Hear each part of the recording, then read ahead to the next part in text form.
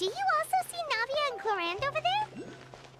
They look like they might have run into some kind of trouble. Let's go check out what's going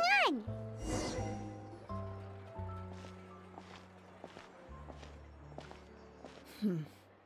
Still no dice? Not at all.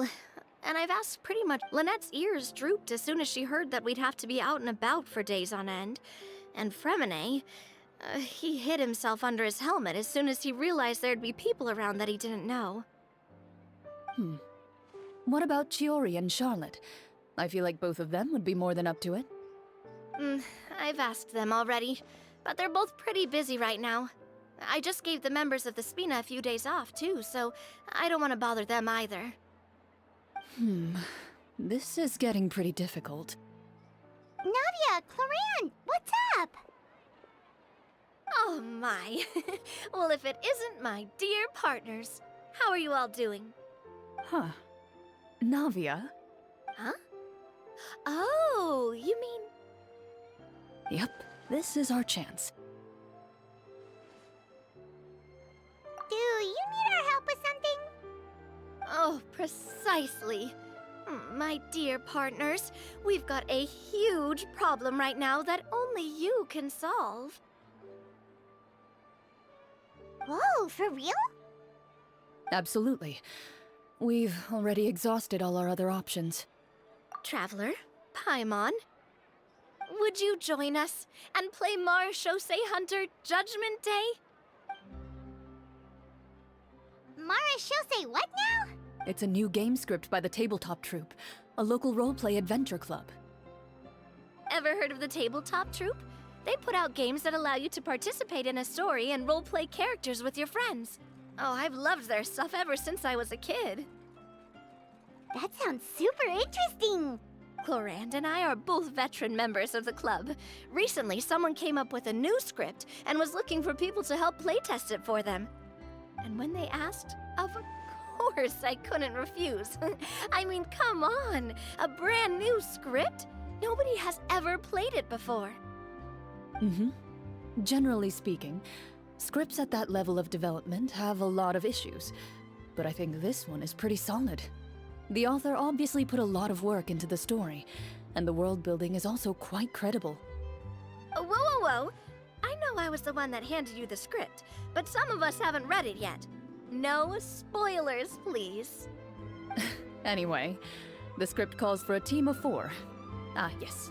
We're missing one final... So, you're saying you'll help us out? I knew I could count on you, partner. Paimon and the Traveler are kind of a package deal. That's not a problem. I'll adjust the pace based on the actual number of players, and ensure that everyone has a good time. Well, Traveler, what do you think? Wanna play? Paimon will follow your lead. Well, that solves our problem. Woohoo! I'll go grab the script manager from the club right away. The script manager? Didn't you just say that you gave Klorand the script? The club introduced a completely new kind of gameplay for this script. In this iteration, the Game Master's version of the script is incomplete. The script manager provides the next part of the script only after players have completed the current list of objectives. On top of that, in order to increase player immersion, the club has created some of the story's sets and scenes in real life. We'll only know where we should go once the script manager reveals the starting location. Wow, you're right. Whoever wrote this script really did put in a lot of work. And it's got a real healthy amount of suspense, right? I mean, even the GM doesn't know how the story will end. I look forward to experiencing it with you all. Why don't you go meet up with the others first? They should all be waiting at Chioria Boutique. I'll come over with the script. Sounds good.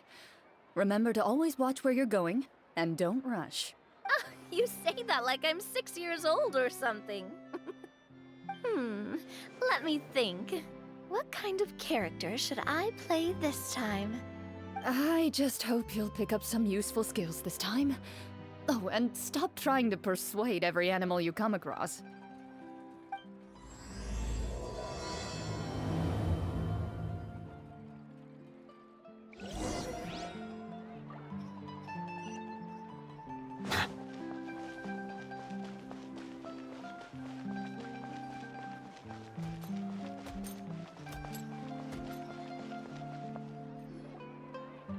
Oh, sorry to keep you waiting. Ah, you're back! Huh? And you've got the Traveler and Paimon with you, too! What a pleasant surprise. I assume you'll be joining us for the game then? Linny, Farina! Paimon didn't know you were playing too. Are you also members of the tabletop troupe? I'm more of a casual member if anything. I haven't taken part in many formal club activities. Lynette, Fremine, and I play something similar at the Hotel v4.7 sometimes, but I'm usually the GM. Still, I'm sure it'll be fun being a player for the first time. I'm looking forward to it. Well, I'm not a member of the club at all. Cloran simply woke me up first thing this morning, said there was a good script worth experiencing, and asked if I wanted in. If you're interested, I can give you a referral. That should give you a 40% discount on membership fees. I think I'll wait to see how this experience plays out first, especially when it comes to the quality of the script. If it's sufficiently fun, then I'll join. Do you participate in a lot of tabletop troupe activities, Clorinde? You could say that. She's actually one of the few senior game masters of the troupe. Ah, right. I knew about that even when she was still my subordinate. It's nothing. Really, just a small hobby of mine. Wow. Hyman's so used to seeing you be all upstanding and intimidating as the champion duelist. It's kind of hard to imagine you role-playing with a bunch of friends. Surely you jest. I would never intentionally make things difficult for my players. I maintain a clear boundary between my professional and personal lives. The me you see at court represents the law and order of Fontaine. I put all personal feelings to the side and grant a fair duel to all who seek to defend their honor. But in my personal life, I'm just an ordinary person. Someone who feels anger and sadness, just like a— Well, you say that, but for all the time I've known you, I don't think I've ever seen you cry. I've seen you get angry, sure, but now I'm wondering whether you were actually mad or if it just looked that way from the outside. I was probably in work mode during those times. Is that so? Well, in any case, I just feel like even in your personal life, you don't get emotional very often. So you want to see me cry? That might be a little difficult. A show of anger, though, that might be something I could accomplish. No, that's not what I meant.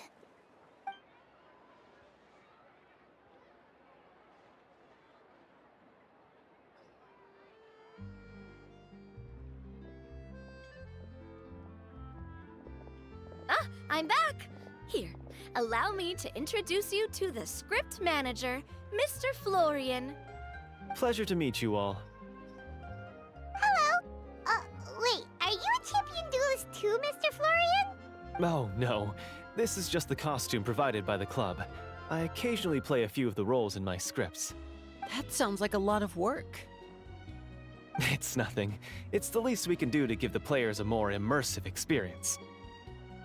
Anyway, allow me to give you a brief introduction of the script. This script was adapted from the real history of the Marashose hunters. You all will play the role of hunters from a bygone era and resolve a series of events unfolding in the capital. Paimon's not super familiar with the history of the Marashose hunters. Is that a problem? Oh, no problem at all. I can give you a brief rundown. So, basically, Marashose hunters were people who dedicate themselves to hunting monsters and protecting the city by using a special swordsmanship technique passed down over generations. Their story can be traced back to the ancient Remurian dynasty, as well as the first hunter, Cassiodor. But I'll leave the finer details for you to seek out and discuss.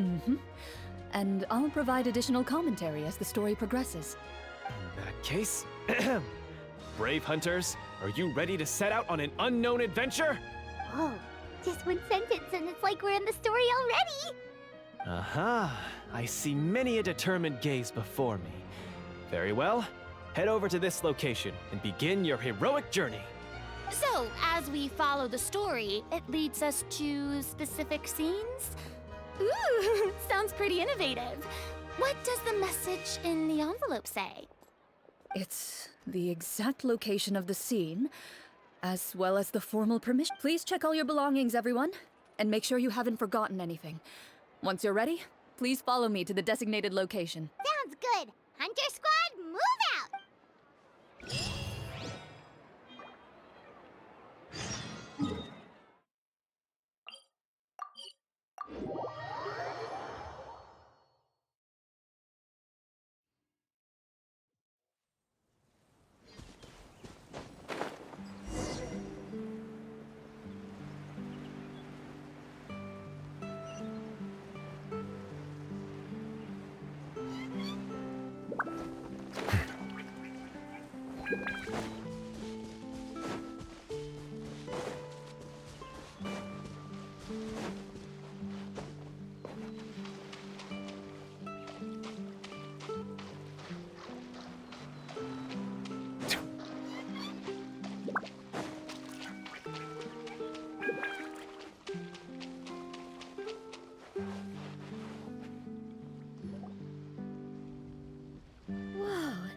They really have thought of everything. Even the Fatometer is here and ready to go for us. The Fatometer? What's that? It's a card that's used to determine action success or failure. We'll need to use it when we try to use certain skills. And what about all the dessert and tea? Is that for us as well? That's what the message said. Really? That's so nice. It feels just like a tea party with friends. Those snacks have Paimon's name written all over them.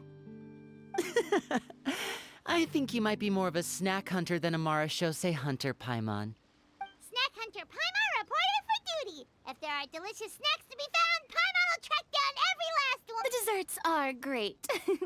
But I'm still looking forward to the story more than anything. Very fair.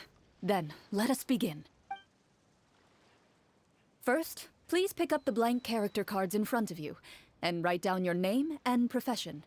You can find an abbreviated version of the rules printed on the back of your character card. In this story, everyone is a Marashose hunter. To reflect this, the club has prepared a small badge for everyone. Ooh, nice. As hunters, you have proficiency in swordsmanship and fighting by default, so there's no need to allocate any additional skill points to those areas. Swordsmanship? So there's a fighting part to all of this? Paimon's not sure she can do all that on her own. Maybe Paimon can just stick with you? Why don't you share a character card then? The Traveler will be the Marashose hunter, and you can be her little floating assistant. Kinda like in real life. So, for the name, do I fill it out with the name of my character? Yep, it can be any name you like. You can use your real name too if you want. I do that whenever I get too lazy to think of a new name. Oh, so it would be like experiencing a different life, but still as yourself. In that case, I think I'll continue to use the name Linny then. Next up is the skill sheet. You have a limited amount of skill points that you can use to learn a number of skills. The more points you invest in a particular skill, the easier it will be to pass associated checks. I'll take persuasion and investigation. Those are must-haves when it comes to missions like these. Oh, those skills sound like they'd be useful for gathering intelligence. So, should we also take those skills then? Not necessarily. Since we're working together as a team, we could leave the negotiations to Navia and use our skill points to pick up other useful skills. For example, I think I'll take stealth and sleight of hand. That will give us more options if we run into any situations we can't negotiate our way out of. Oh, interesting. I wasn't thinking about it like that. I suppose it's not so different from an acting troupe. Everyone has their own role to play. Let me see. I'll take arts and performance. I'm not quite sure what use they'll be, but I'm not as knowledgeable about the other skills, and I am not too confident I'd be able to roleplay them well. Well, that leaves us. What do you want to learn, Traveler? Ooh, so you want to help people when they're injured. Oh, something that'll help you get a read on. So what do you think? Are you sure you want to learn these 2 skills? Let's see. Oh, looks like you each have enough points to choose one final skill. You've all picked such classic skills. It's fine to go a little bit out of the box, you know. Why do I get the feeling she's getting ready to cause trouble? For example, this one here. Summon. Doesn't it sound super mysterious and cool? Oh, I saw that one just now as well. The description says, this skill can be used under certain circumstances to summon characters or creatures that fit the script's world-building rules. The script's world-building rules, huh? But how are we supposed to know what a Marashose hunter can summon? Oh, that's not for us to worry about, my friend. Just learn the skills that interest you, and the GM will take care of the rest. All right, you've convinced Paimon. Let's learn summon then. Paimon can't wait to see what kind of thing shows up. Well, now that everyone's more or less finished creating their characters, we can begin. Since 2 of our players are doing this for the first time, though, let me ask. Would you like to play on easy mode, or... What's the difference between the 2? Well, in role-playing games, the story sometimes changes based on the decisions of the players and the results of the Fatometer.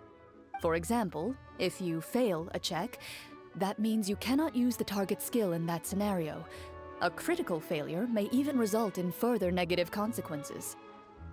If you choose to play in authentic mode, every time you elect to use a skill, you'll need to use the Fatometer to see whether you succeed or fail, and face any consequences that may follow. If you choose easy mode instead, every check will be successful by default, and you won't have to worry about luck playing a factor.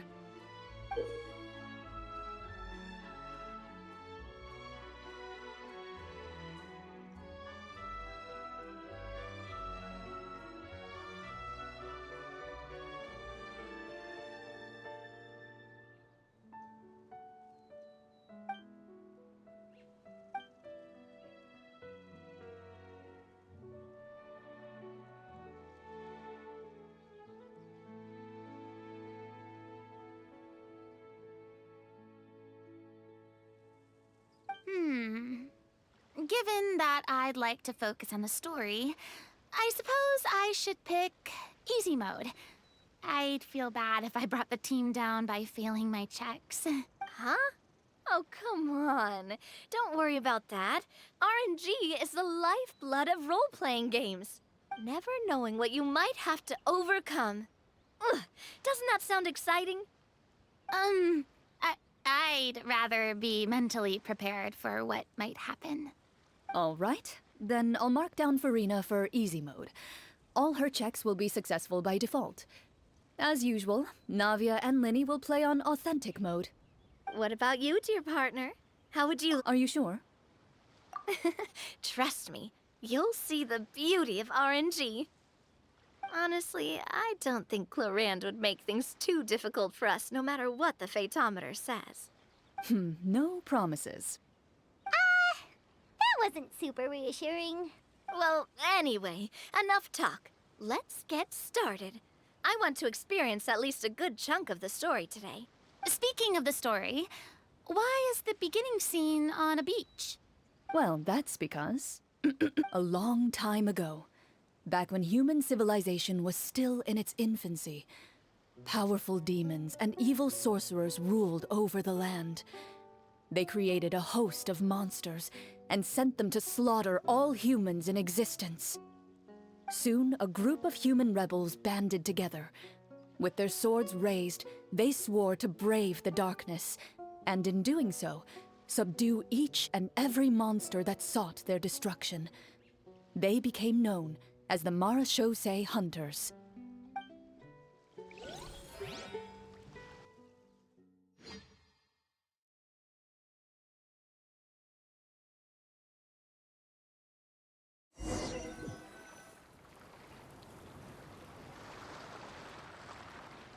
Sometime later, as a member of the Marashose Hunters, you receive a commission. Following the address provided on the message, you take a boat.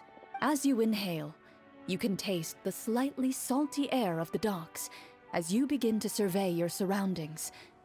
There aren't many people in the vicinity, but you do take note of a few others who, like you, seem to be sizing up this place. Your eyes meet, and you realize these people are fellow marechaussee hunters, likely led to this location after receiving the same commission as you. You're all marechaussee hunters too, right?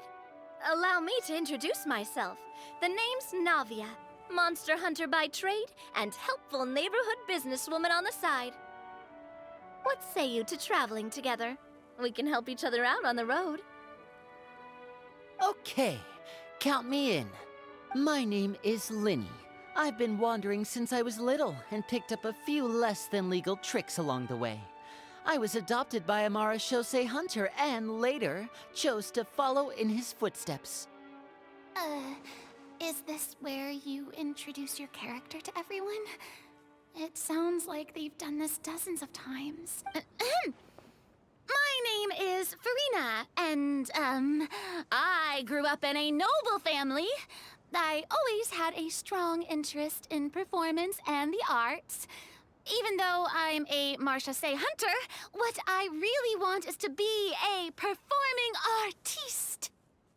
Hey, that's really cool. You can do it, Farina. That's exactly how it's... Paimon is Paimon, a good friend and companion to this marechaussee hunter right here. I've been studying medicine ever since I was a child. I want to do my part to eradicate these monsters and use what I've learned to heal others. Oh, welcome.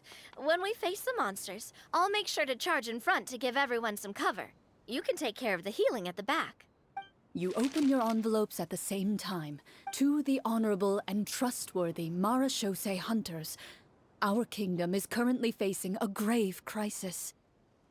The lands outside the capital have been overtaken by monsters, and our people are being led astray by forces of wickedness. The layout of this city looks super familiar. It kinda reminds Paimon of Mondstadt! The scriptwriter must have used a real-world city as a reference when coming up with the map. As experienced hunters, the layout of the city reminds you of places once traveled.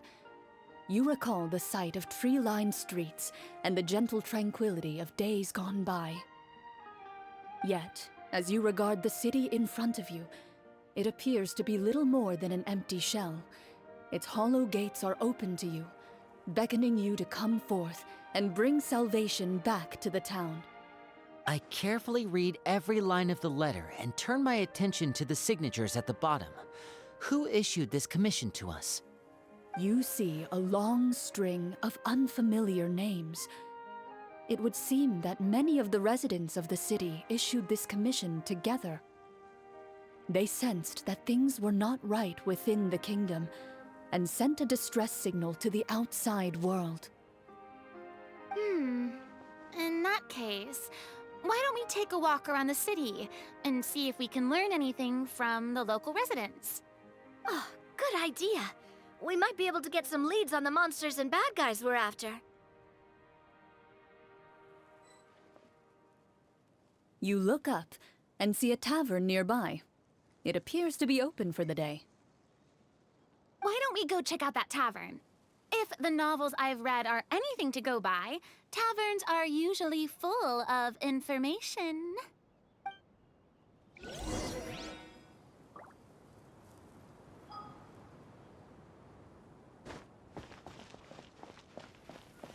As you approach the tavern, you find a plainly dressed woman standing nearby. She appears to be rather troubled about something.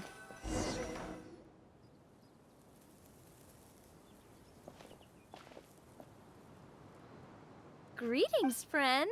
Lovely weather we're having today, don't you think? Oh, hello. I suppose you're right. The weather today is quite lovely. If only those monsters out there would stop causing trouble. It seems like every character included in the script has a certain amount of useful information to offer. If we keep asking questions, we might be able to get some good leads. Oh, come now, don't be sad. Life is all about optimism. Oh, that reminds me. What did you have for breakfast this morning? Huh? I don't think that's the kind of question we're supposed to ask. Nothing turns a frown upside down like good food. How about some macarons? I could make you some. You didn't even take cooking as one of your skill proficiencies. That's not necessary, miss. Excuse me for saying this, but you don't really look like a chef. Besides, I'm not really a fan of sweets. So you're someone who barely smiles and doesn't like sweets. You're really starting to remind me of this one friend of mine. Hey! Did she just... me? Clorian must have broke character for a second. This isn't getting us anywhere. Traveler, maybe you can think of something.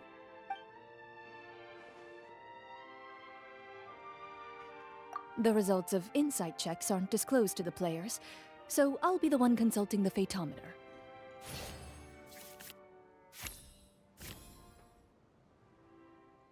You recall all the lessons you've learned in your time and begin to carefully observe the woman's mannerisms. You notice that when she's quiet, she has an empty look in her eyes, as if her thoughts have drifted to a place far, far away. And when she speaks, she often subconsciously reaches out to touch the ring on her left hand.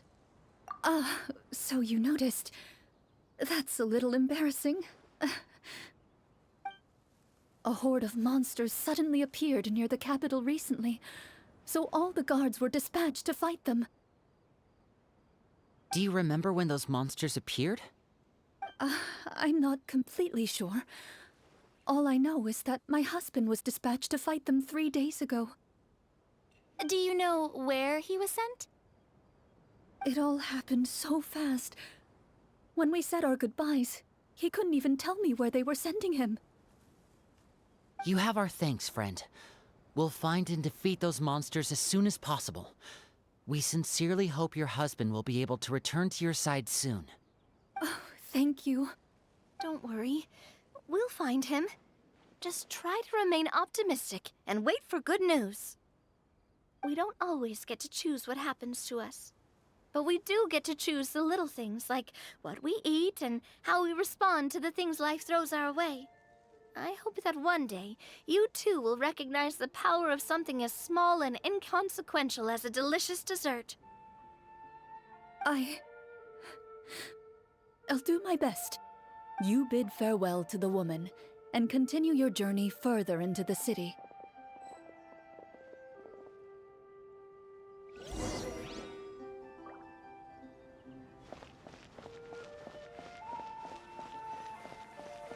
As you venture further into the city, the streets appear largely empty. An elderly woman walks past.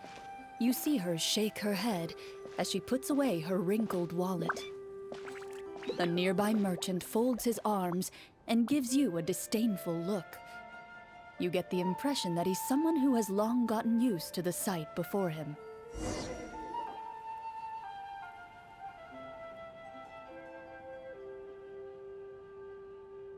Although he doesn't seem very friendly, merchants are usually a good source of information, right?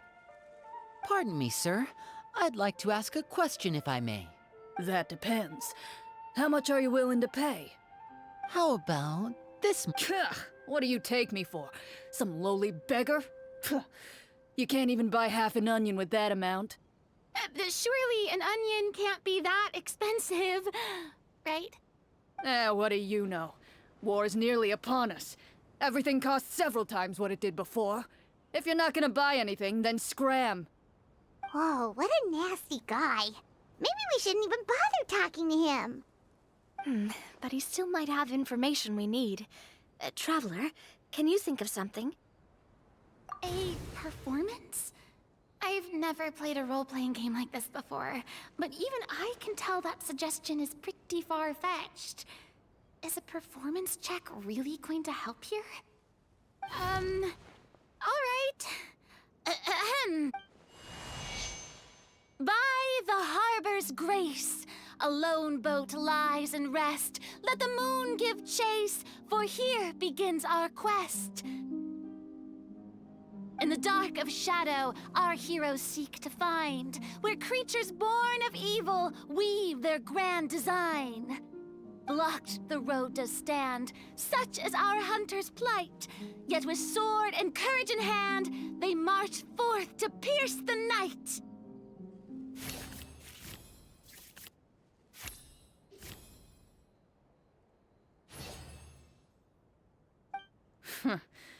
I don't recall asking for a bardic song.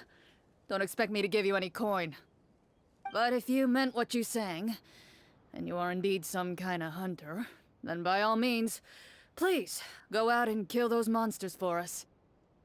Those monsters are camped outside the city, and they've been destroying all our trade routes. We have limited reserves within the city, so if this continues, we're all gonna be in big trouble. Wait, you're saying no one has put a plan in place to distribute supplies or maintain order? We could all starve and those nobles in the palace wouldn't even break a sweat. Who knows? Maybe they've been in cahoots with the monsters all along. That is concerning. Yeah, all right, I think I've said more than enough. Be on your way now. Got it. Thank you, sir. Don't mind him, Farina. He just doesn't have enough taste to appreciate your art. No, I was just thinking about how those nobles must be so cold-hearted. It's like they don't care about their people at all.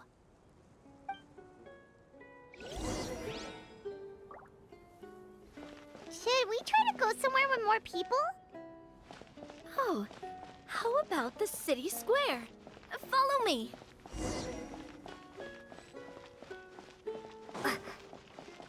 Before you lies the city's central square. You see a man with a slightly anxious look on his face, pacing back and forth, his head hanging low. He doesn't seem to notice your approach. Still immersed in his own thoughts, he shakes his head and lets out a long sigh. This guy seems promising enough. Maybe I can get some information out of him. Hello, sir. Is there anything I can do to help you? Wait, you're... I'm... Oh, dear goodness! You're a Marashose hunter! You recognize us? Ah, are you one of the people who wrote the commission letter? Yes, yes! Oh, I didn't expect you to actually come! Oh, what great news! The city is saved! What happened here? Alas, we once lived comfortable, carefree lives. This city used to be free of monsters. The first Marashose hunter, Casiodor, the Golden Hunter, he was the one who drove them back. However, monsters have once again surrounded the city. Perhaps the seal that kept them at bay has lost its power. Or perhaps an evil sorcerer has been meddling in our affairs. All I know for sure is that their return has stripped the city of any chance at peace. Are there not enough soldiers to drive them out? It's not a question of numbers. The guards simply have no idea how to deal with them. Most people my age have never even seen one of the monsters, much less been trained to fight against them. What's worse, many of us don't even know the history of the Marashose hunters anymore. When I was a child, though, my grandfather would tell me stories about how the Marashose hunters drove back the monsters. So, on the off chance that something might come of it, I decided to reach out to you. To be perfectly honest, I was starting to think all those stories were just tall tales. But now that I've seen you in person, I finally know that it was true! Well, you can rest easy, friend. The righteous and formidable Marashose hunters are on the case. The man is touched by your determination and resolve. His eyes begin to well with tears of relief. Still, if we are going to hunt the monsters, we need to know where to find them. All I know is that the area outside the city is dangerous. I'm afraid I can't point you toward a specific location. Oh, although, if you leave the capital through the main gate and follow the road, you should run into a group of guards. They might know more about where to find the monsters. I see. We'll go look for them then. All right, be careful. Oh, and one last thing. The monsters outside the city are just part of the problem. There are evil sorcerers inside the city as well, so be on your guard. They're actively working with the monsters, and have corrupted the court ministers with malicious magic. They're the reason why, even inside the city, everything has been a giant mess. Even one of our kindest ministers has turned into a boorish and unreasonable figure, interested in nothing but enacting laws that exploit the people. Who knows how much longer we'll be able to go on like this. Talk about being stuck between a rock and a hard place. I feel bad for him. Maybe we should try to cheer him up? Huh? Like, now? Is this really the right time? I appreciate your kindness, but for now, it's more important to focus on the crisis at hand. Brave hunters, I leave the future of this kingdom to you.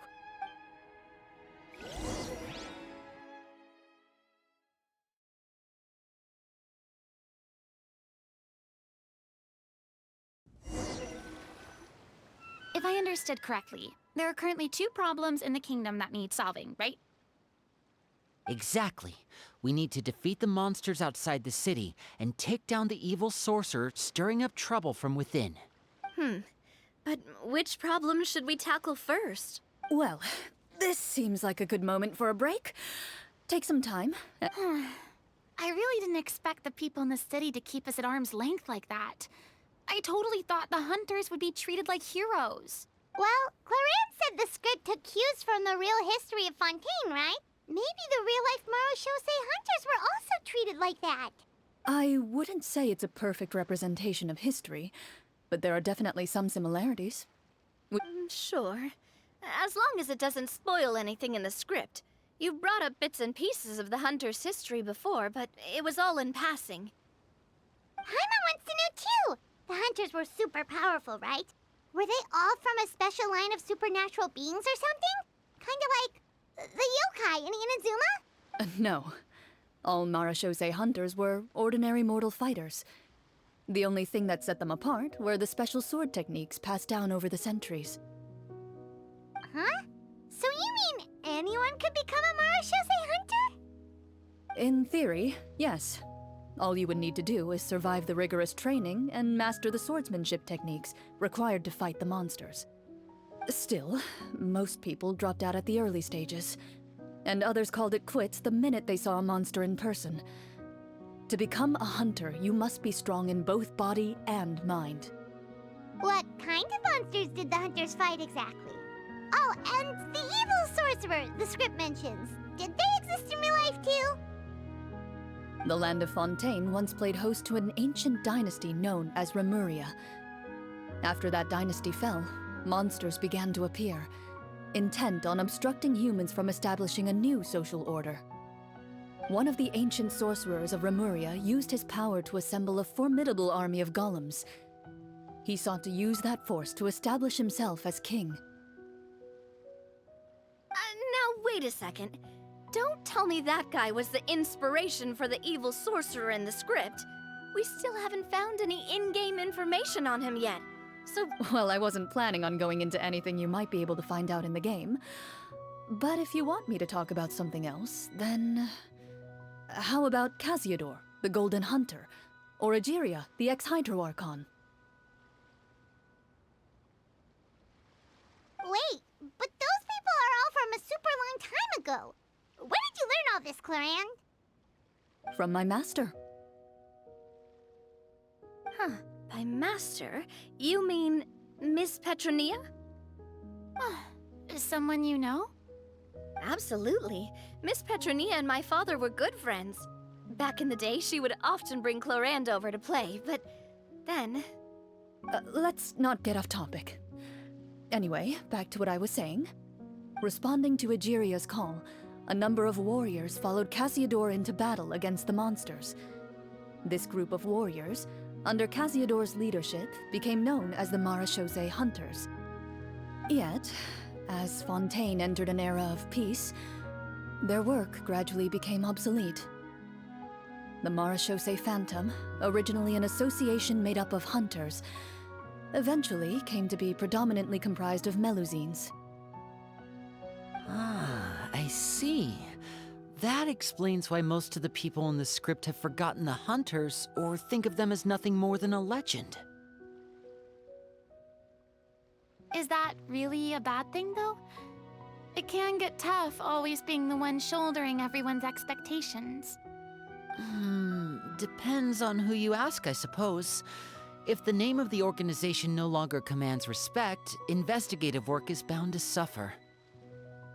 Speaking of investigations, which problem should we tackle first? Monsters. I vote monsters. That's the main duty of the hunters, right? We can come back to the sorcerer later. Well said, Miss Farina. Plus, if the sorcerers really are the masterminds behind this whole thing, defeating the monsters could give us some clues on their intentions as well. What about you, partner? What do you think? It's decided then. All right. After some discussion, you decide to turn around and head out of the city.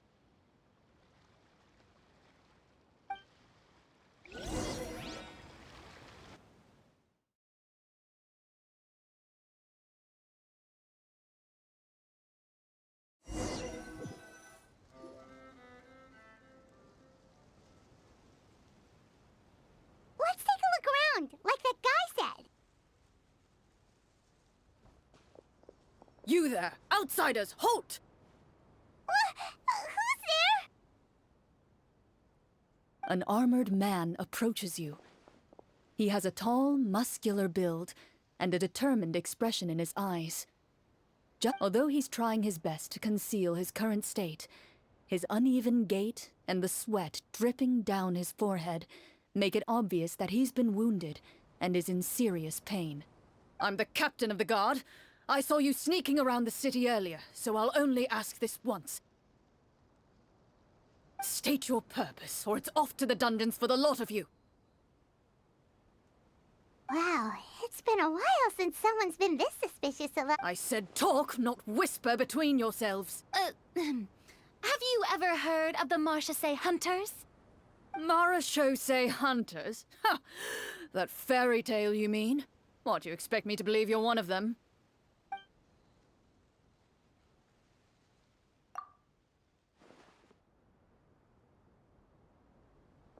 Sir, we were indeed in the city earlier, but our purpose was only to gather information on the monsters. We're here to help the city and all the people within it. Your guards are still fighting the monsters as we speak. They could be seriously wounded and in grave need of support. You need all the help you can get.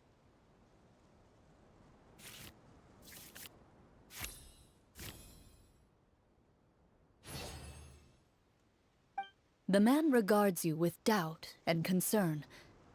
After a period of inner struggle, he lets out a long sigh and informs you of the locations where the monsters have appeared. Those monsters aren't easy to deal with, but if you insist on going, I won't stop you either.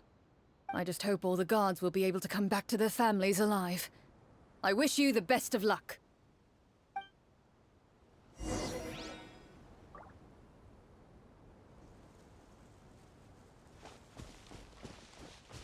Based on what the captain said, the monster should be right up ahead. Let's go. Hopefully we're not too late. As you approach the battlefield, you see numerous people lying by the side of the road. They appear to be dressed like guards. Their faces are filled with desperation and terror. Some are screaming and cursing in vain, as if still trying to banish the monstrosities they saw from their minds.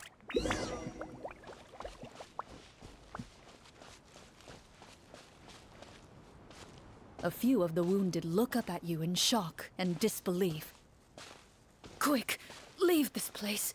Turn around and don't look back, they yell.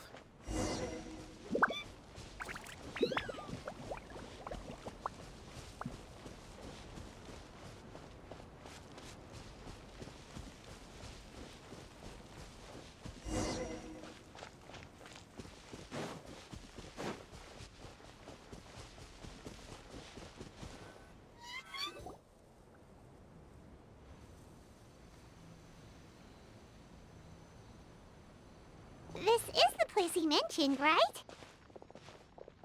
You see broken iron swords scattered all around you, and downed trees riddled with terrifying claw marks. All the signs point to one thing. A truly devastating battle just took place here. Be on your guard, everyone. The monsters might still be around. Before you can finish your sentence, you hear rustling sounds from the surrounding bushes. The monsters have emerged. They close in on you without fear. You get the impression that, in their bloodthirsty eyes, you're just another meal for them to devour. A little help here! This thing wants to eat Paimon! Your battle round begins.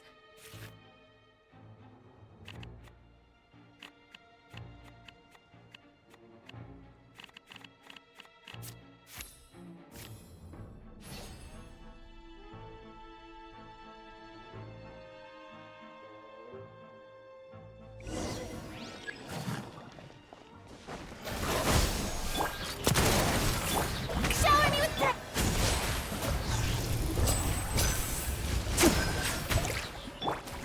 propagate! The next battle round begins now.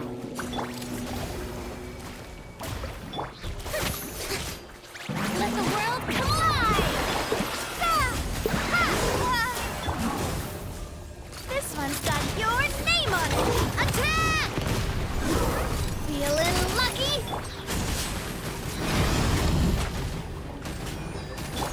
Scatter! The monsters let out a terrifying roar of anger and resentment before dissipating into thin air.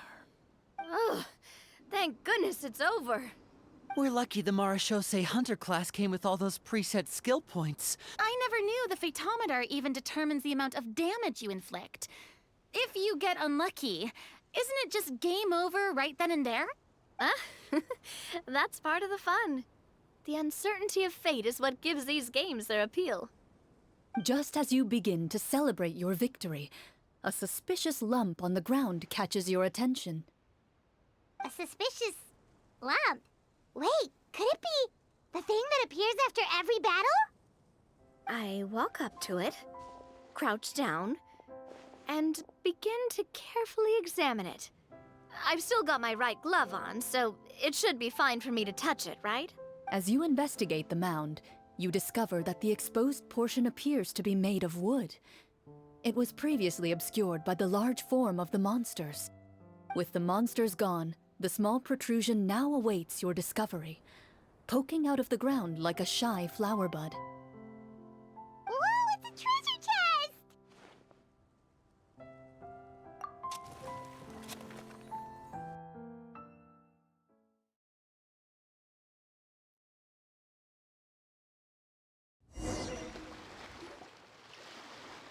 With everyone's help, you successfully excavate the wooden chest from the ground. Even without opening it, you can tell from the mora and jewels scattered around the chest that it must contain quite the fortune. Makes sense. We worked hard for this. Let's open it and we can share what's inside. I can understand your excitement, Paimon, but think about it. Doesn't it seem like there are people out there who need this treasure more than us? Yeah. Think about all the people suffering in the capital. Or all those guards who got hurt fighting the monsters. Wait, is that how it works? Paimon thought... Well, let's put it this way. Any decision you make during a role-playing game can impact the future course of the story. But would the people really believe us? It's hard enough for us to prove we're Marche hunters. What if they think we procured the treasure illegally? They might get even more suspicious of us. That's definitely something we should consider. Maybe we can come up with an explanation in advance. Well, if donating it could cause that much trouble, why don't we use it to buy some gear and fill up on good food? Then we'll be ready to fight even more bad guys. Looks like you're facing a difficult choice once again. Well, it's getting late. Why don't we call it a day for now? Wow, where did the time go? I'm not sure if it's because I'm having so much fun with you all or because the story is particularly enticing, but I feel like I could almost keep going. Here, here. Ooh, how about we play through the night? I'm not sure I'll have enough energy for that. Yeah, that won't work for me either. Lynette will give me an earful if I get home too late. I understand how you feel, Navia, but we have to change venues for the next part of... Huh? Another location? Mm-hmm. There's a special note for the GM at the end of this section that says to proceed to an indoor set for the next part of the script. Whoa, they really pulled out all the stops for this new script. Well, even if we end the game for the day, we can still stay a little longer and hear Clorinda finish her story, right? Something tells me you just want to finish the free desserts before we break for the day. That's just a coincidence, okay? Besides, to Paimon not finishing free food feels even worse than having to buy her own. And anyway, Paimon really does want to hear more about Clorinda's master. Well...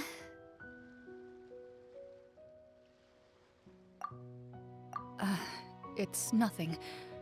I appreciate the concern, but it's all in the past. It won't do any harm to share these things now.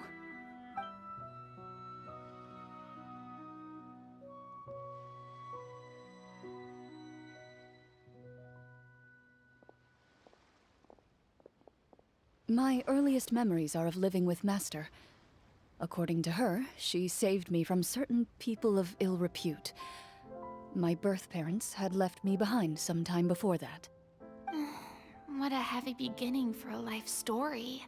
Master was a fascinating individual, if inexperienced in the ways of raising children. My first ever toy was a short sword. Although I suppose it wasn't so much a toy as something Master removed from her waist and handed to a noisy child in need of distraction. Oh wait, so she handed an actual sword to a child?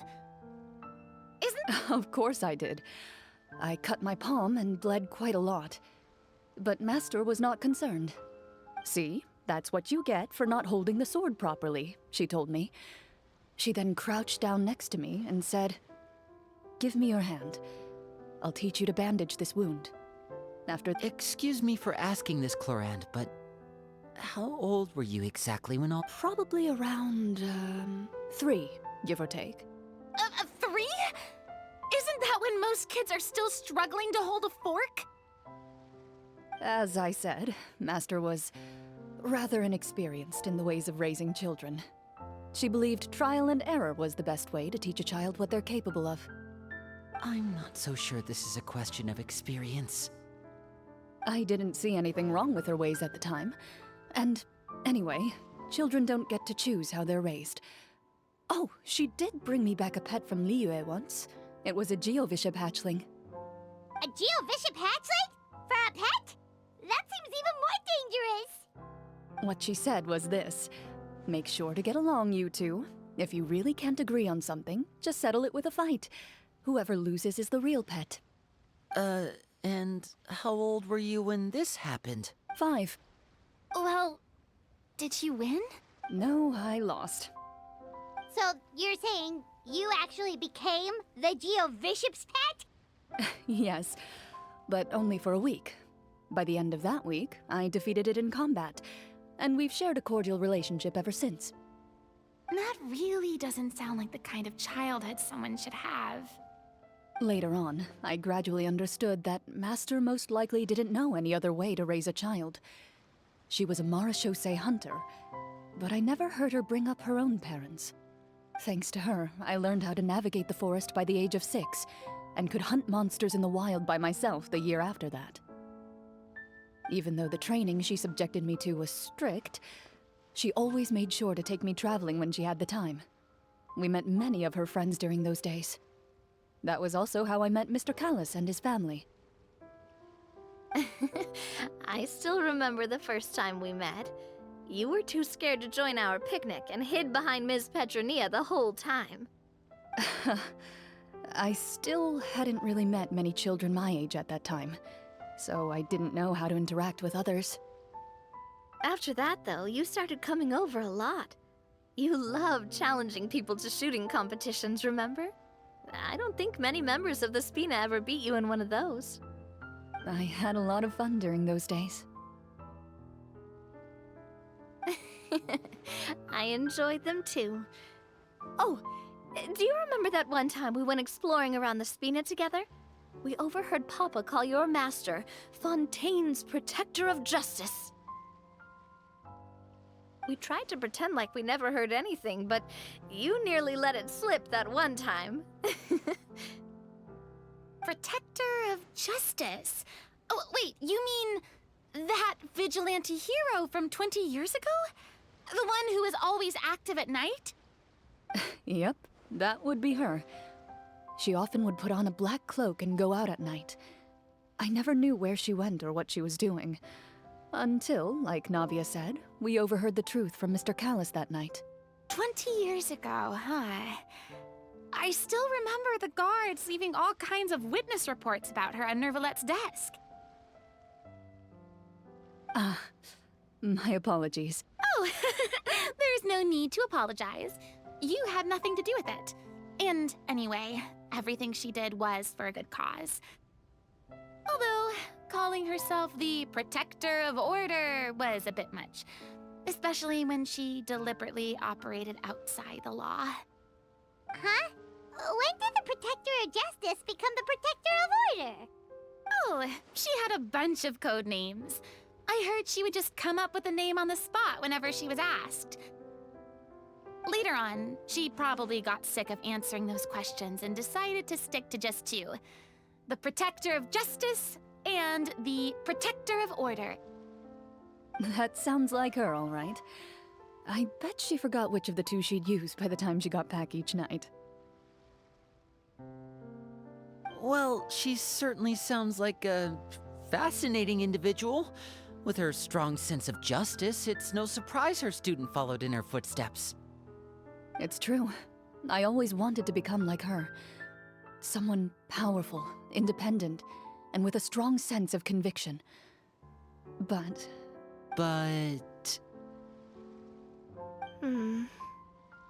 She suddenly disappeared the night I turned 10 years old. Disappeared?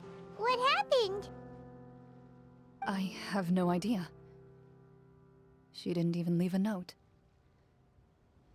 That night, I was celebrating my birthday at Navia's house. But Master never came to pick me up. When I returned home on my own, it was to an empty house. When she still didn't appear after a few days, I went to Mr. Callis's house to ask about her whereabouts. But he only shook his head. Papa probably didn't know either. I know he sent a few people to investigate the matter in secret, but they never found any credible leads. Don't worry, I understand. To be perfectly honest, given Master's personality and way of doing things, it all made a lot of sense. If just like how, when a litter of kittens reaches a certain age, the mother willingly leaves them behind. Were you upset, Clorinde? I was at first, but not anymore. I don't believe Master would suddenly disappear for no reason. There must have been something she just had to do. Well, despite everything, you still managed to follow in her footsteps and become the greatest champion duelist in all of Fontaine. You're practically a living symbol of law and justice. I suspect my position would be far too by the books for her. Master always did whatever she pleased. But you're right. I suppose I do take after her in some ways. Who knew Klorand had such an interesting past? I never had the chance to ask her about it before. I wonder if Klorand's master were the champion duelist back then, would that duel against Mr. Callus have gone differently? Oh no. Judging by the atmosphere, Klorand and Navia are probably thinking something similar. The mood just got super awkward all of a sudden. Well, anyway. Would you look at the time? It's getting dark, so we should probably call it a day for real this time. If we keep talking like this, we really will be here all night. I had a great time today, Miss Klorand. Thank you for being our GM. Anytime. The script was good, but I've got to say, your childhood stories were even better. Hey, you should tell us more about that fight against the Geo-Bishop sometime. Maybe your master was onto something. You could be right. What does she mean, onto something? I certainly don't know any 5-year-olds who want to fight a bishop in their spare time. Guess I'll head back as well. I need to save my energy if I want to continue enjoying the story tomorrow. You're that excited to hear about my fight with the bishop?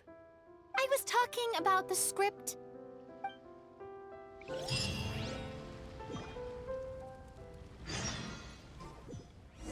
Let's go meet up with the group! Paimon's really looking forward to today's story.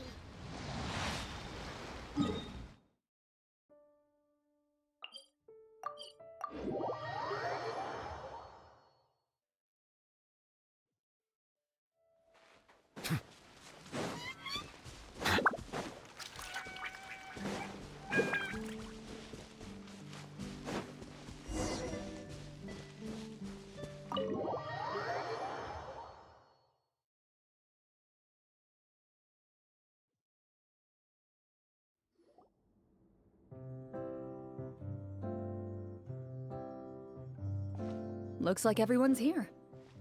Now, before we begin, why don't we finish where we left off yesterday? There was an important decision to be made, yes? Is that really the most important part, though, Klorand? Paimon's more concerned about our current surroundings. Heavy walls, cold railings, dim lights. This is obviously supposed to be a prison. I admire the work put into the set.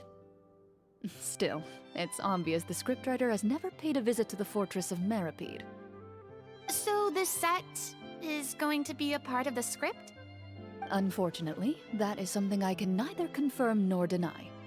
Anyone think Klorand's smile is starting to look kinda scary? Well, whatever happens, we'll just have to push on. But first, we should really figure out what to do with this treasure. If we're worried about arousing suspicion because of our identity, why don't we give ourselves a different name, just like Klorand's master did? Yeah, it might be better to keep a low profile. As long as we're helping people, it doesn't matter who we are or what we're called. Staring at me won't get you anywhere. Or did you want some more tea? Oh, Paimon's good. Thanks. Why aren't you saying anything, Navia? Wait, what's that next to you? Oh, this is the short sword Klorand mentioned last night. I found it. Huh. I'm surprised you managed to track it down after all this time. Well, I made sure to take good care of it, considering the circumstances in which you gave it to me. Anyway, where were we? Oh, right. I was just thinking about all the potential ways for us to break out of prison. We could dig a tunnel, or... Wait, we haven't been thrown into prison yet, have we? Well, it's only a matter of time. It pays to be prepared. Just like how you should always have an umbrella on hand, even when it's sunny. Alright, Paimon's made up her mind. Let's just give the treasure away. Paimon may have wanted to keep it, but if it's going to land us in prison somehow, Paimon will be too upset to enjoy her snacks. So, you reached an agreement? All right then, we can continue with the story. Oh, and we'll collect all the scattered pieces of treasure on the ground as well. All right. You collect the treasure and make your way back to the capital with your bag of loot in hand.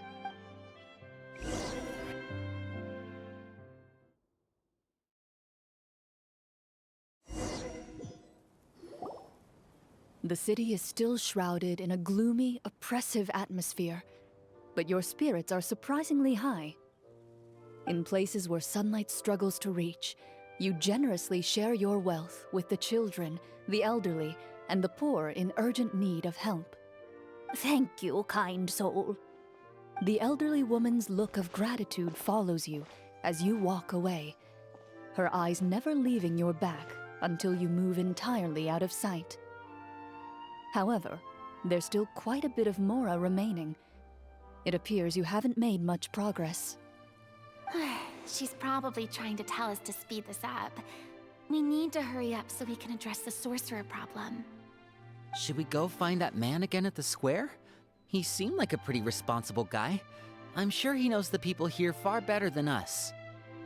Oh, good idea! Just as you start to make way to the square, intent on finding the man again,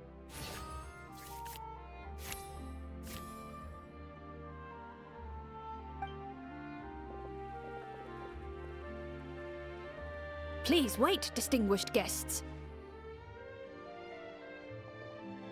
several strange guards suddenly call out to you.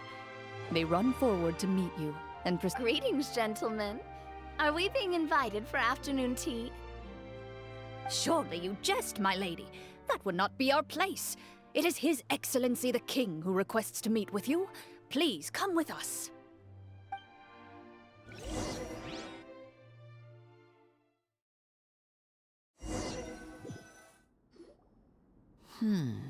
Do you think this could be a trap? Well, we have to investigate the court at some point, right? Meeting the king himself would be a fantastic opportunity to do that. I say we go for it. If something happens, we'll just turn the whole place upside down. That sounds a little intense. After a quick discussion, you nod to the guards and agree to follow. They lead you all the way to the audience hall of the palace. Gilded tables line both sides of the hall. The space itself is adorned with all manner of expensive antiques, glass shelves, and silver candlesticks. The items appear quite ordinary in size and dimension, yet their presence somehow makes the emptiness of the hall feel even more surreal and ominous. Wow, it's so luxurious! The elderly king, clad in a magnificent robe, sits upon the deep crimson throne before you. He wears above his head a majestic crown, with a gemstone the size of a bird's egg set right at the very front. As you observe it, you see a complex pattern of light reflect off its surface.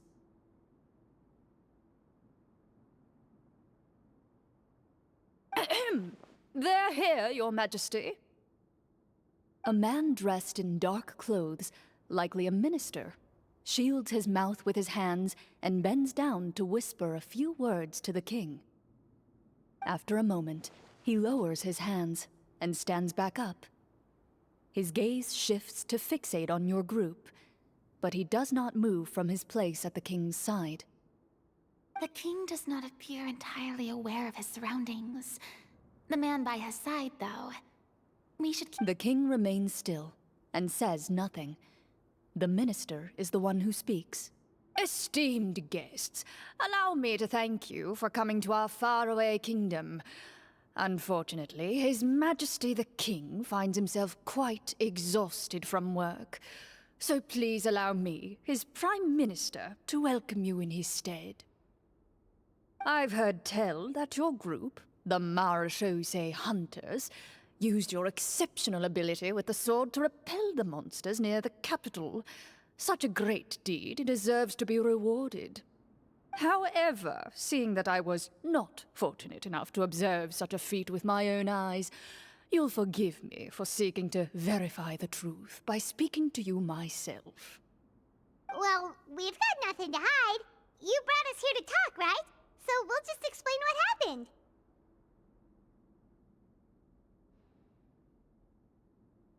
The golem's blades were so powerful, they could cut down trees in a single swipe. It took, well, there was enough details, right? Believe us now?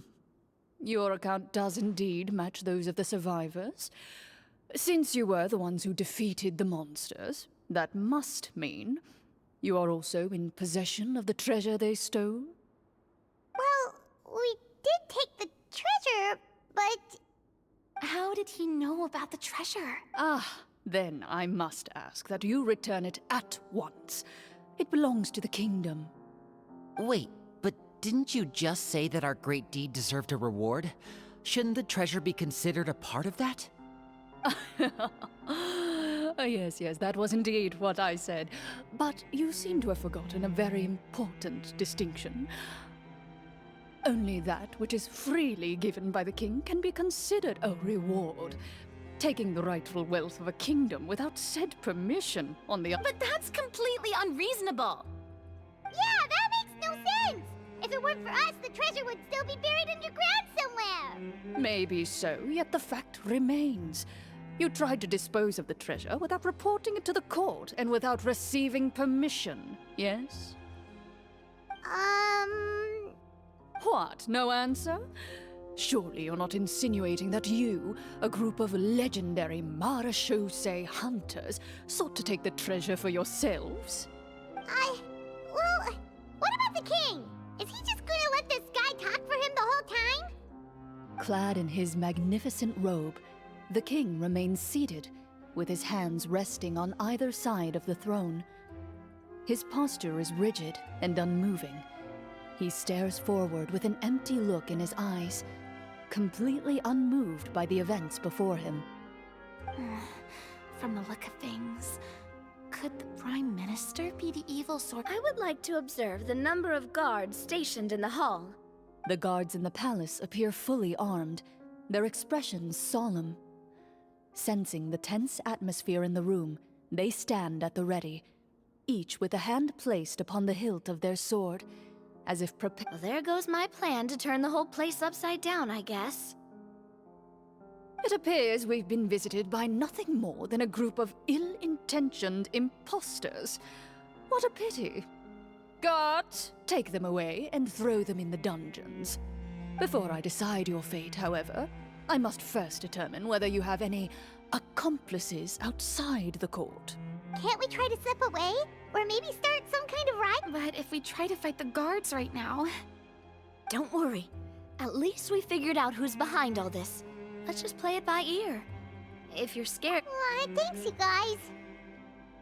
You allow yourself to be led away by It's only when you begin to feel drops of water falling from the dungeon ceiling and smell the stench of death and decay all around you that you finally realize you've stepped into a completely different world.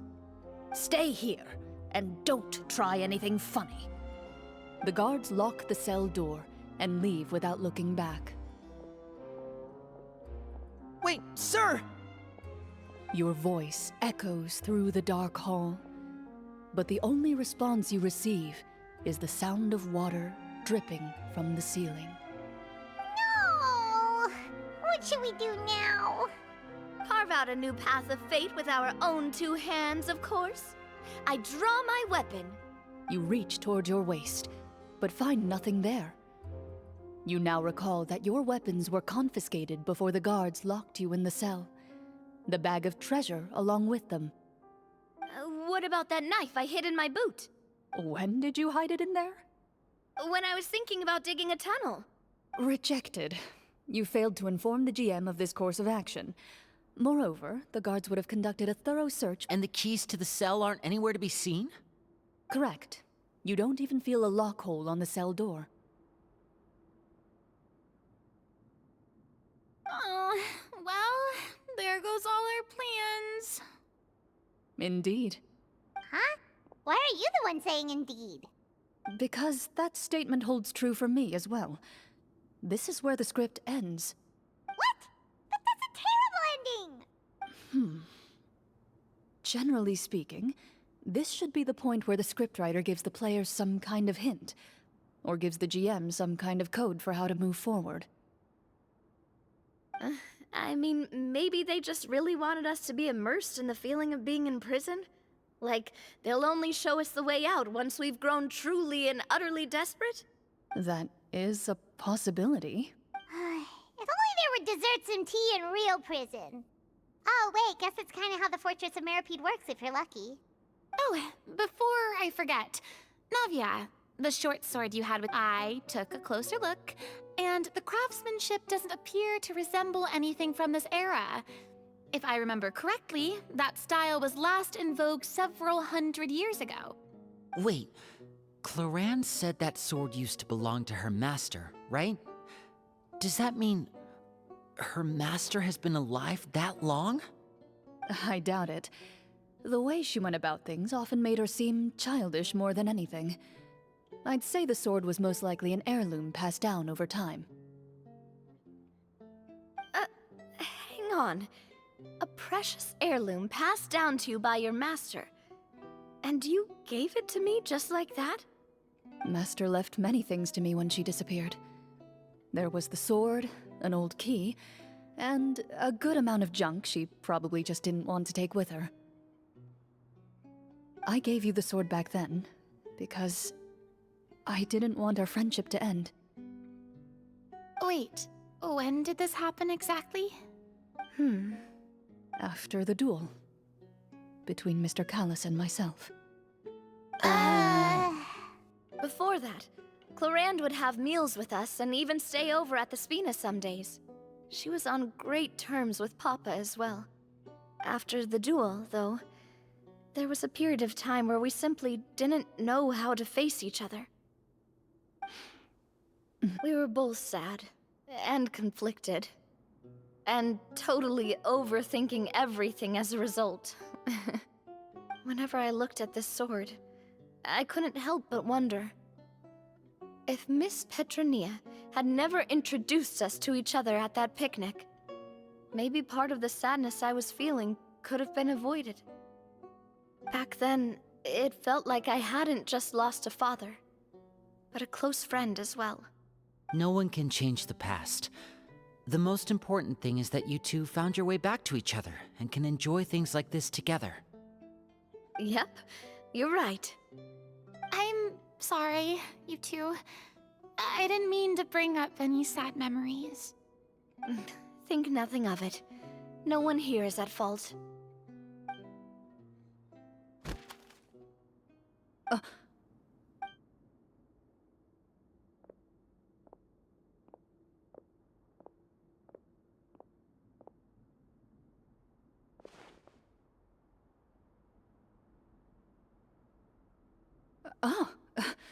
Looks like the next part of our script is here. Perfect timing. The situation was really starting to get desperate. From Claren's face, I really can't tell if it's... Water continues to drip from the ceiling. In this lightless dungeon, you lack a reliable way to tell how much time has passed. Eventually, you get used to the unpleasant odor of straw, mold, and rust, and find yourselves alternating between fits of drowsiness and despair. Suddenly, you hear footsteps outside the door.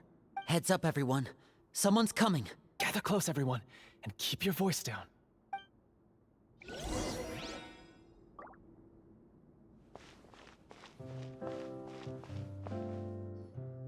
Who are you? I work as a guard in these dungeons, but my true identity is the same as your own.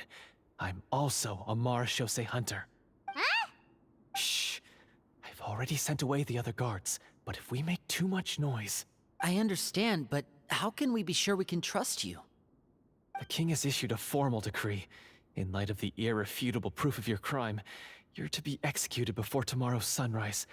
If you want to escape, it has to be now. Executed? We barely did anything! Monsters appearing at the same location as the treasure. Could this entire thing have been a trap? There will be time for speculation once we're out of here. As for my identity, I have no way to prove that to you just yet. Infiltrating the capital was difficult, and finding a chance to speak with you has taken a lot out of me. I could go on, but I think we can all agree that now is not the time for details. Have you seen our weapons anywhere, sir? Don't worry, I brought them with me. They're just behind the door. Still, these weapons alone won't be enough to defeat the true enemy behind the scenes. His faction is too powerful. The guards are all under his control, and he's even stationed a number of golems in various rooms to defeat him. You must find a secret vault. It is said that within that vault, the Marashose hunters of the past left behind a treasure with the power to defeat the sorcerer. You're not coming with us? No, I'll remain in the dungeons to deal with the guards. I'll try my best to distract them so they don't go after you. As long as my identity is not revealed, I'll be able to aid you when the final battle comes. In that case, please stay safe. Thank you for your concern. I will do my utmost. As for the location of the vault, here, this map should lead you there.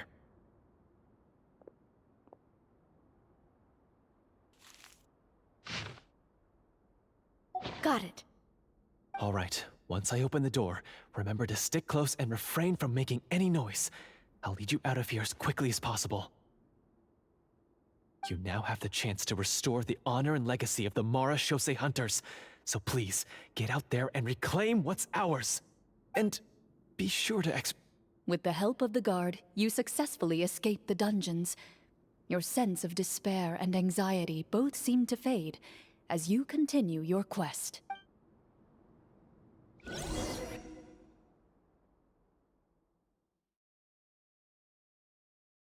Wait, we didn't get to use our skills at all while we were in prison. Who knows when we're gonna get the chance to use that cool summon spell? That is a pity, but we can only continue to move forward.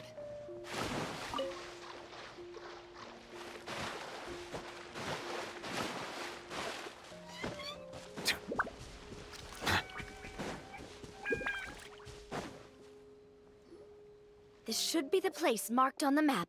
This bit of rock certainly looks suspicious. Well, I'd say an investigation's in order then. Plus, if all else fails, we can just blow it up. Wow, you really... Before you lies a serene stretch of open water. Well, guess this means it's time for a swim.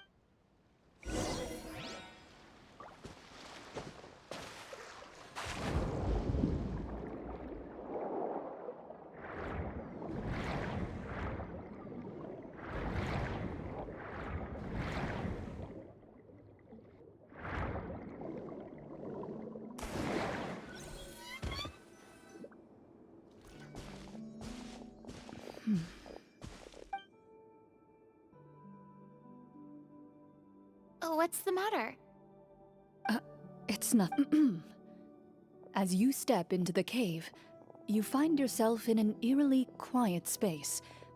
Before you lies a narrow passageway that appears to trail off endlessly into the distance.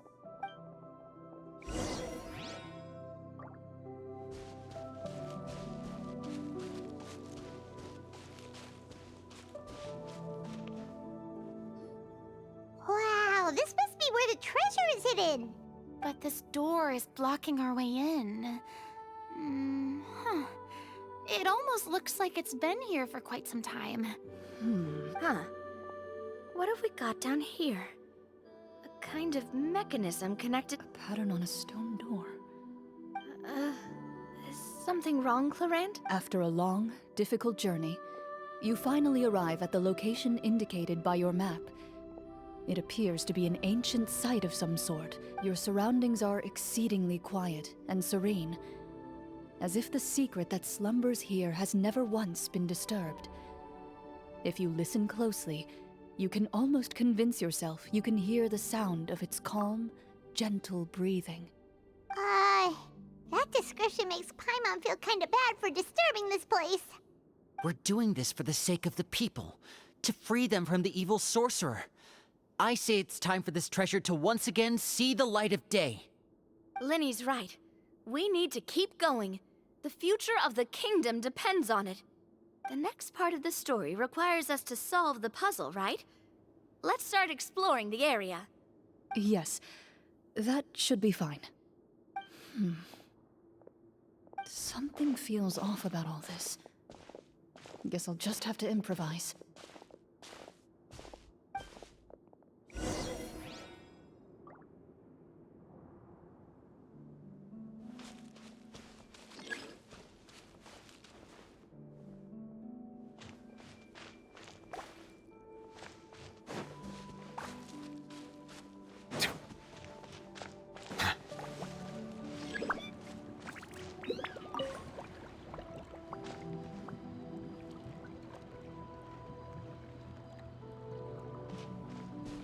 I found something! Found something here, too.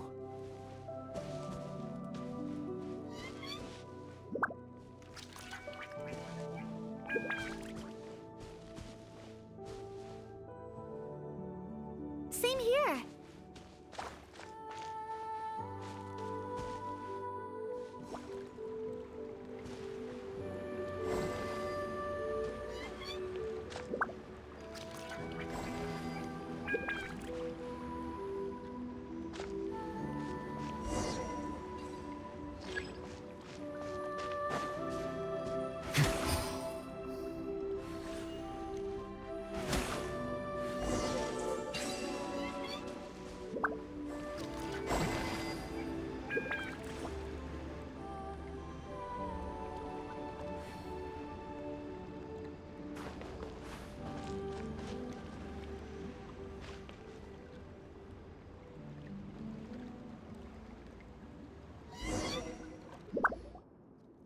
It worked!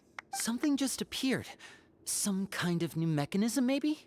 By solving the puzzles, you prove yourselves worthy of inheriting the secrets of the past. At the end of each puzzle, With? a key. Oh, it must be the key to the big door. Huh? This is one of the Marechaussee Hunter keys that are passed down from generation to generation. It looks just like the one Master passed down to me. It is said that 4 keys in total are required to form the final, complete key. And it seems like we... Huh? What's wrong? You hear a few strange noises. Suddenly, all the torches in the ruin go out at once. Huh? What's going on? Did we fall into another trap? For the sake of immersion, please close your eyes, everyone.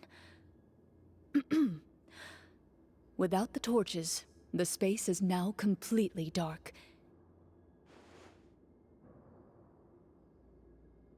But Paimon can still see a little bit over here.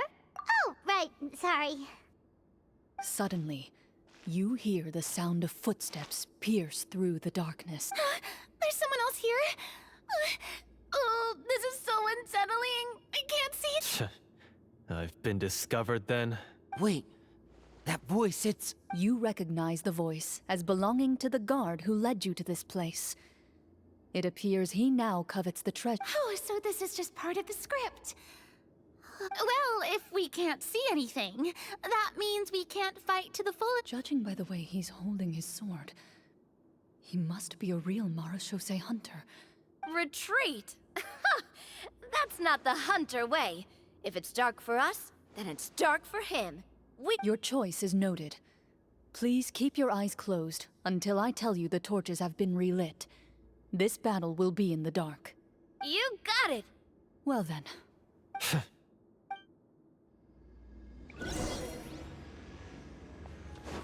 Loaded. I'd like to try to hit him with my sword. Your strike is successful. Is he still standing?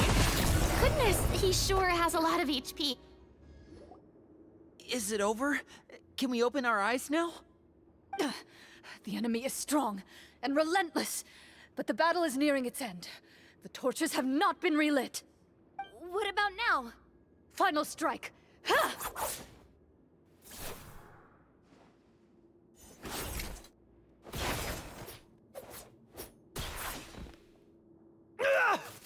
Well, did we get him?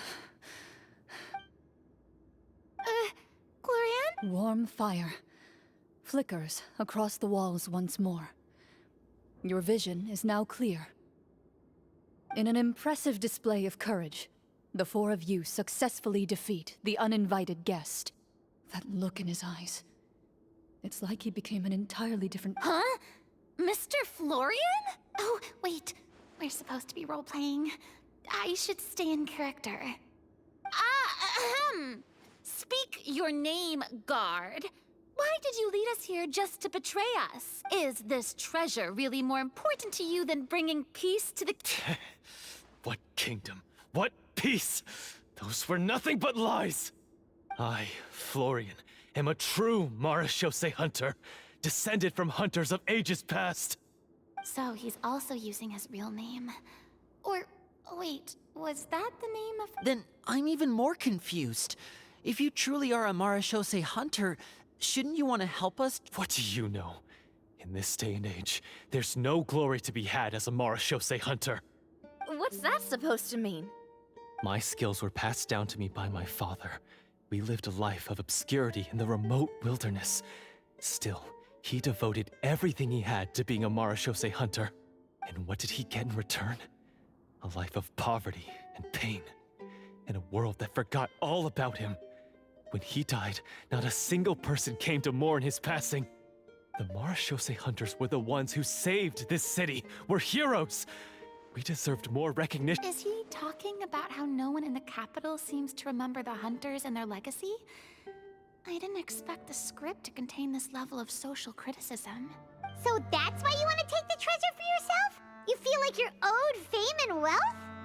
If you already knew where the treasure was located, why didn't you just come down here and take it? Because I still needed the final key. Only a true Marashose hunter is capable of passing through this final door. As someone who sought to hurt others for his own gain, Florian lost that right long ago. Okay, but what is this treasure anyway? We've got all the keys, right? So can we just go in and take a look? You're sure you want to go in? We've been talking about it for so long. Of course we want to see what's inside. And we've already defeated Florian, right? Pesky. Watch yourself. Then let's open the door together. All right.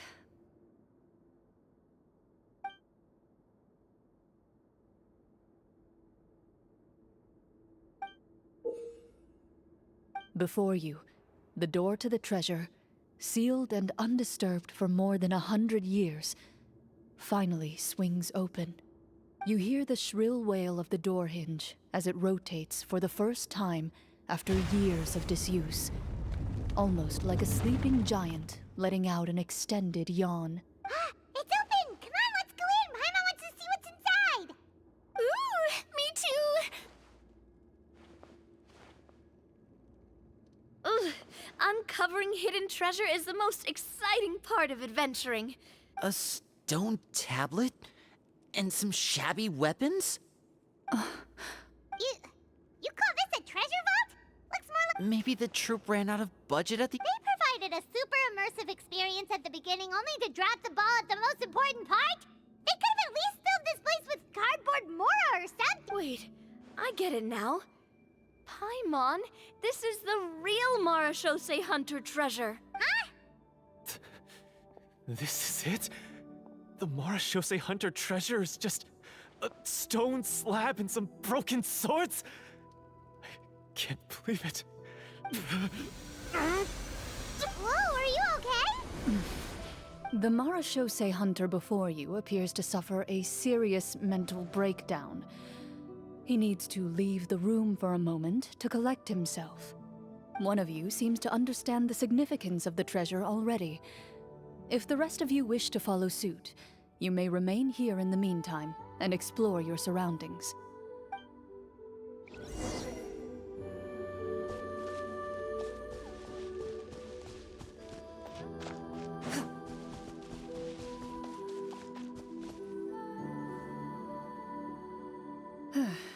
So, how are you doing? Feeling any better? What just happened? Do you remember how you got here? Or what happened to your body just now? I remember now. I brought you here because I wanted to... The explosives in the... You mean these? Huh?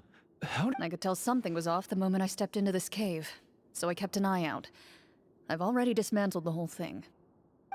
So the strongest champion duelist in all of Fontaine saved the day once again. Guess I shouldn't be surprised. It would seem your skills as a Marashose hunter are as sharp as ever. I deserve some answers, don't you think? Tell me why you wanted to lure me here. Everything you said earlier sounded like the truth. Luckily, your monologue was dramatic enough to convince my friends you were just role-playing. I don't know.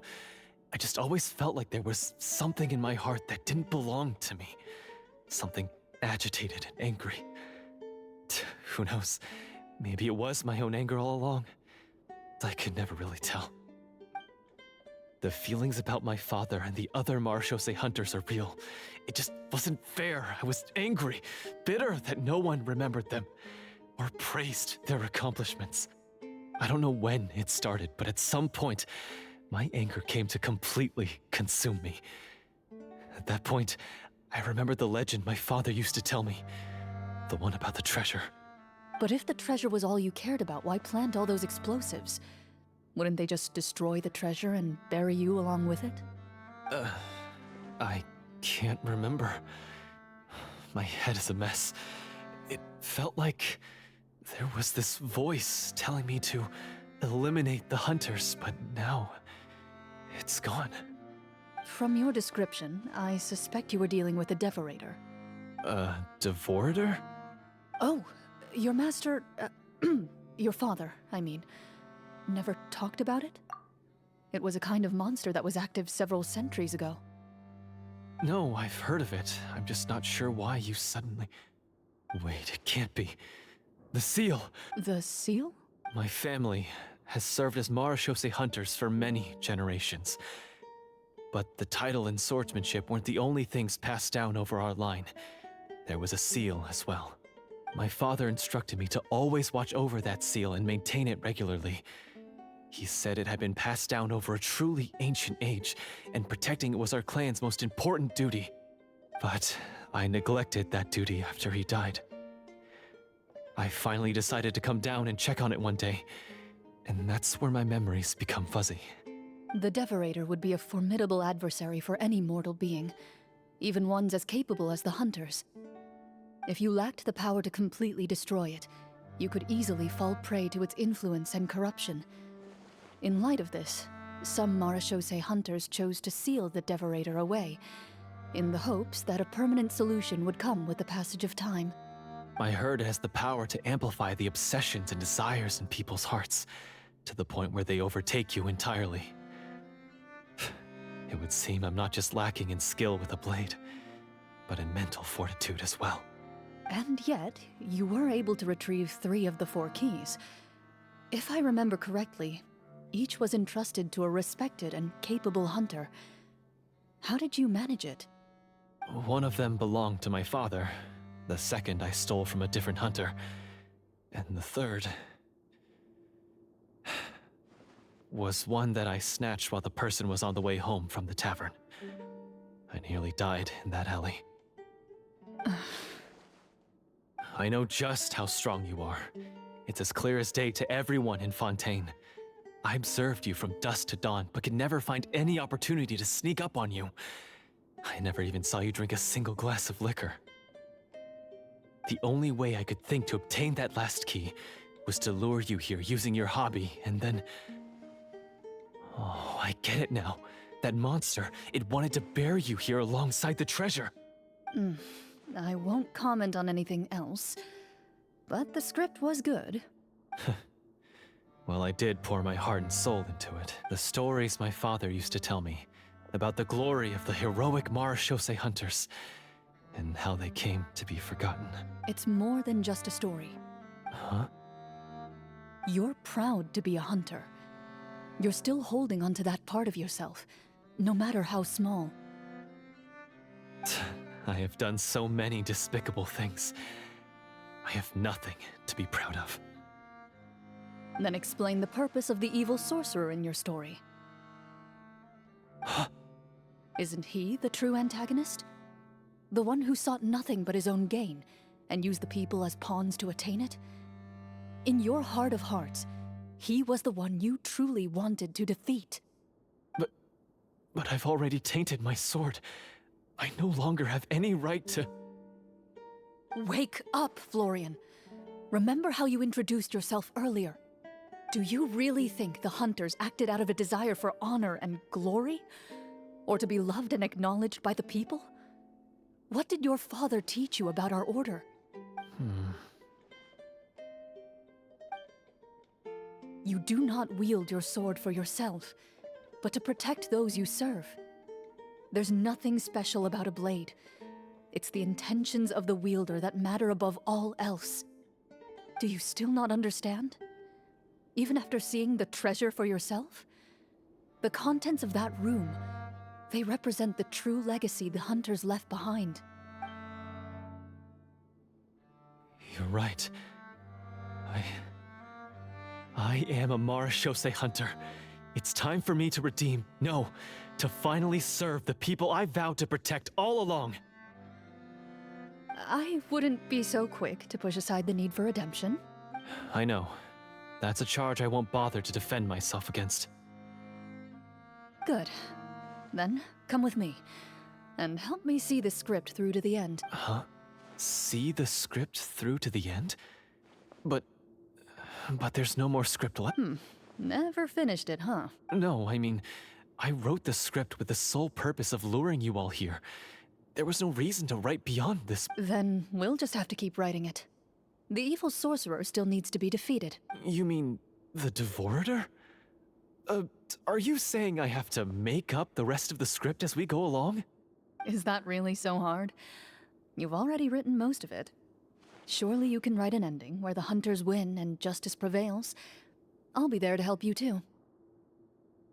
You aren't afraid your party will fall into danger? I know what my friends are capable of, and they're all quite skilled. Then, are you going to tell them the truth about all this? I don't intend to spoil the fun. Sometimes, protecting dreams and fantasies is more important than exposing the truth. Don't you think?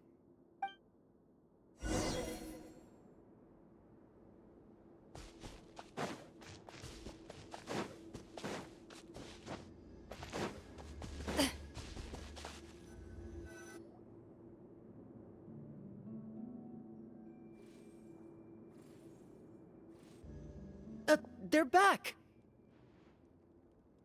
That took a while.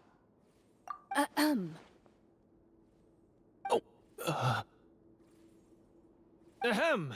My fellow Marashose hunters, please forgive me, for I have sinned. Tone it down. Sorry. After crossing swords with you and witnessing your courage in battle, I've rediscovered my true self and regained my pride as a Marashose hunter. Oh, do I smell a redemption arc? I confess, I was brainwashed by the evil sorcerer. He asked me to lure you here so he could bury you in this cave. That little...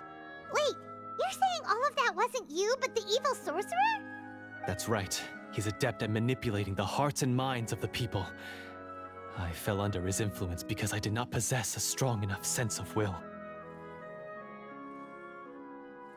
Huh. And how are you going to prove that you're a changed man? We're not going to fall for the same trap twice.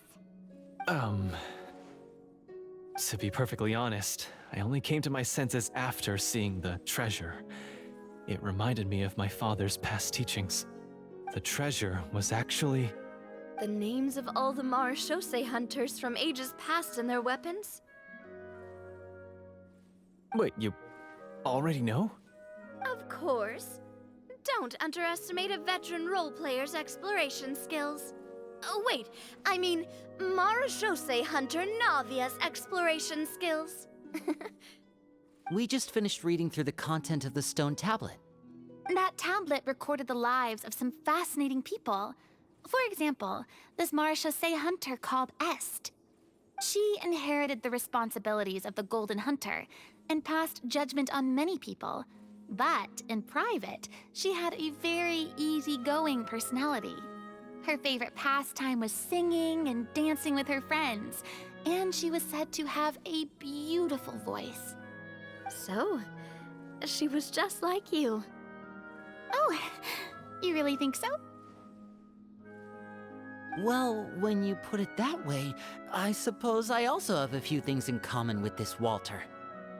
Working as an executioner, he supposedly used a countless number of tricks to confound his enemies in battle. Oh, if only I could have seen the feats of magic he pulled off back then. Their lives were all so exciting. You could write so many cool books about their accomplishments. How could they have all been forgotten? Because they chose to be. To hunt monsters that only appear in the shadows, you must also operate in the dark. To be a marechaussee hunter is to willingly give up on wealth and fame.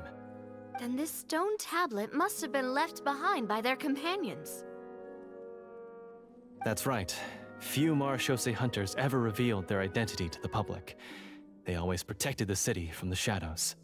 The only time they spoke of their accomplishments would be at night, when they gathered with their fellow hunters in front of the bonfire to share stories of the monsters slain by their hand. So, this tablet was created not so that the hunters would be remembered by the people, but so that they would be remembered by each other. No wonder this place was so well hidden. You regard the stone tablet in solemn silence. The names of your comrades etched onto its surface serve as a reminder that you are never truly alone. The tablet proves that, although a hunter walks a shrouded path, it is not a solitary one. There will always be those who walk beside you, a fact that remains as true today as in ages long past. Their legacies shall continue to be passed down from generation to generation, as everlasting as the stone onto which their names are carved. Father, you once told me that I should seek out the treasure if I ever became lost. So this is what you wanted me to find.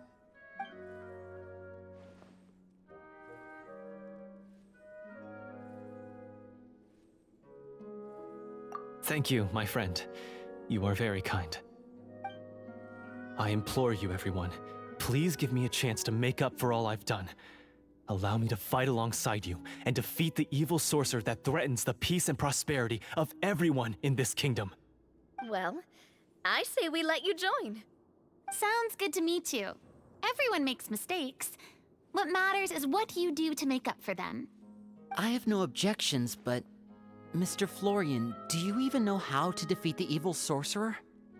When he took over my mind, I gained some insight into his thoughts. Every time I thought of the treasure, he reacted with a strong sense of fear. Huh? He's afraid of the treasure? But there's nothing here except some broken weapons and the stone tablet. What if the secret's hidden inside these weapons? GM, permission to investigate.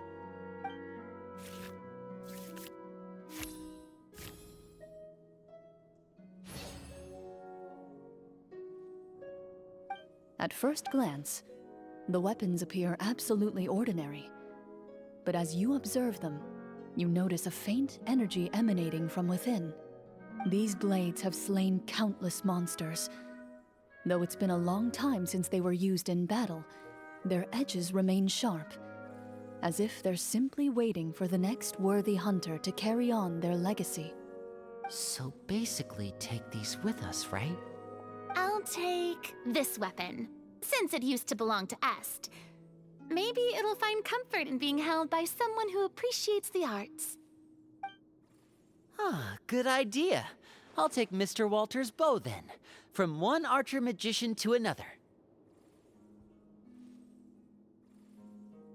Paimon's gonna pick a cool weapon too!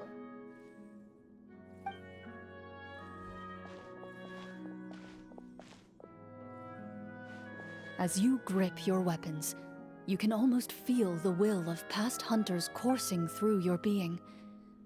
It's a feeling of courage, determination, A silent vow passed down from generation to generation that says, eradicate the monsters, no matter the cost.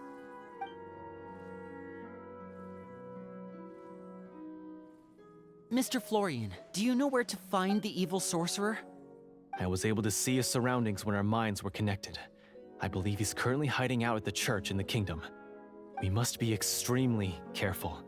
He's spent so long living among monsters that he's now taken the form of one.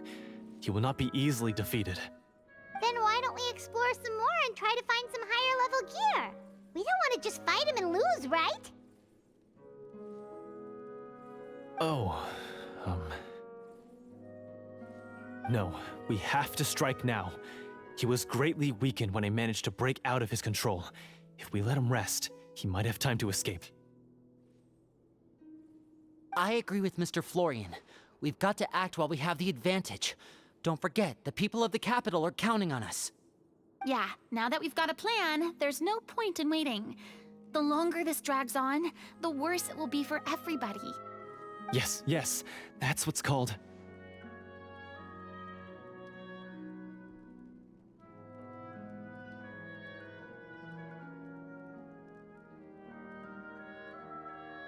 Yes, that's exactly right. All right, you've persuaded Paimon. Mr. Florian, please, lead the way. Of course. Follow me. He had to set up so many scenes today, and now he has to join in for this last part. I really don't envy his job. Finally, you decide to slay the evil sorcerer and bring peace back to the kingdom once and for all. As you walk away, you feel the gaze of the stone tablet at your back, as if all the hunters of the past are wishing you success in the battle ahead and awaiting your triumphant return.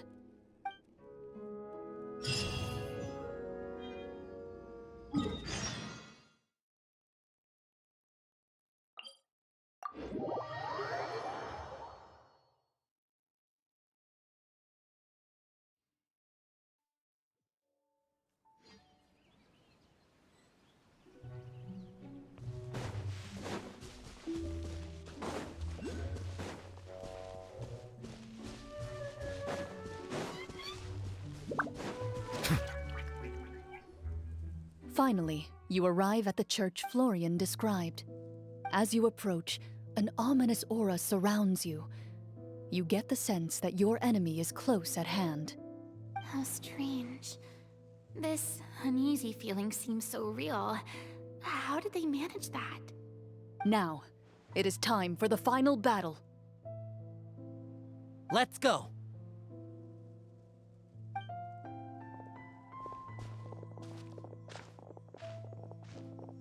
Florian, wait.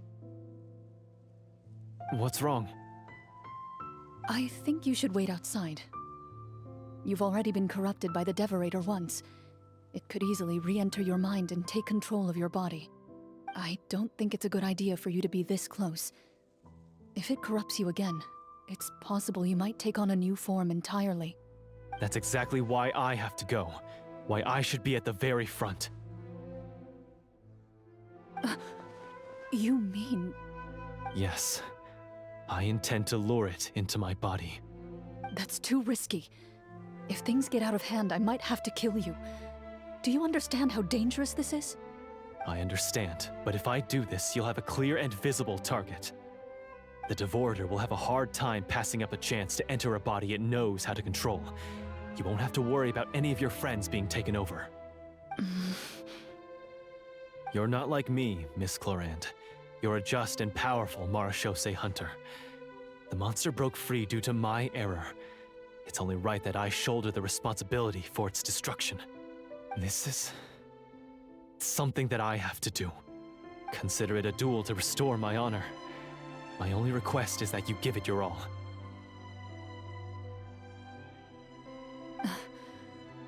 I understand. Then, as a champion duelist, I hereby accept your request for a duel, and extend to you my most sincere regards. Thank you. The battle is now upon us. Let the Devorator once again tremble under the blade of the Marechaussee hunters.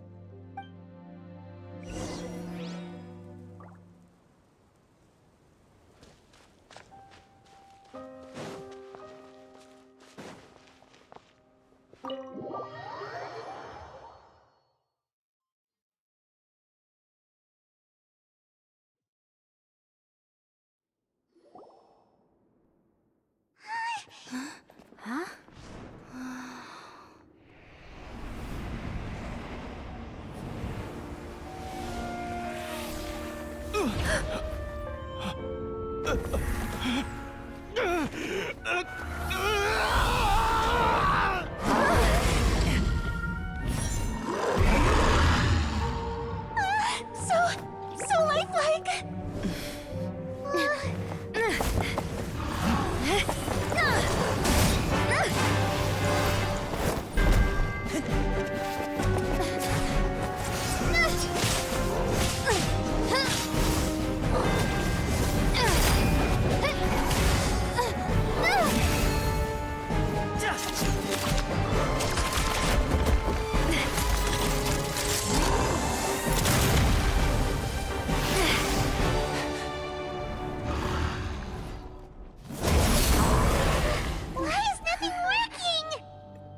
This foe is not invincible. You hold the treasure. The power to defeat it in your own 2 hands. The treasure? You mean... The names! It's the Marechaussee hunters' names! How are we supposed to... You forget, Paimon? There's still one skill we saved until the very end. Hunters fight not for fame, but to aid the people whenever they are summoned. Walter the Marechaussee Hunter, master of 1,000 tricks, executioner of the Phantom Hunters, I call for aid! Est, the Marechaussee Hunter, inheritor of Cassiodor's will, judge of the Shadow Hunters. Answer my call!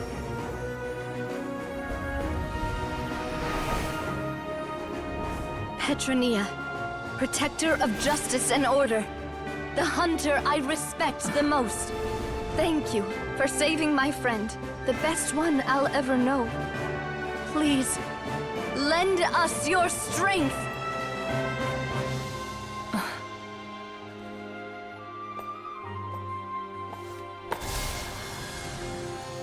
We have come to answer your summons.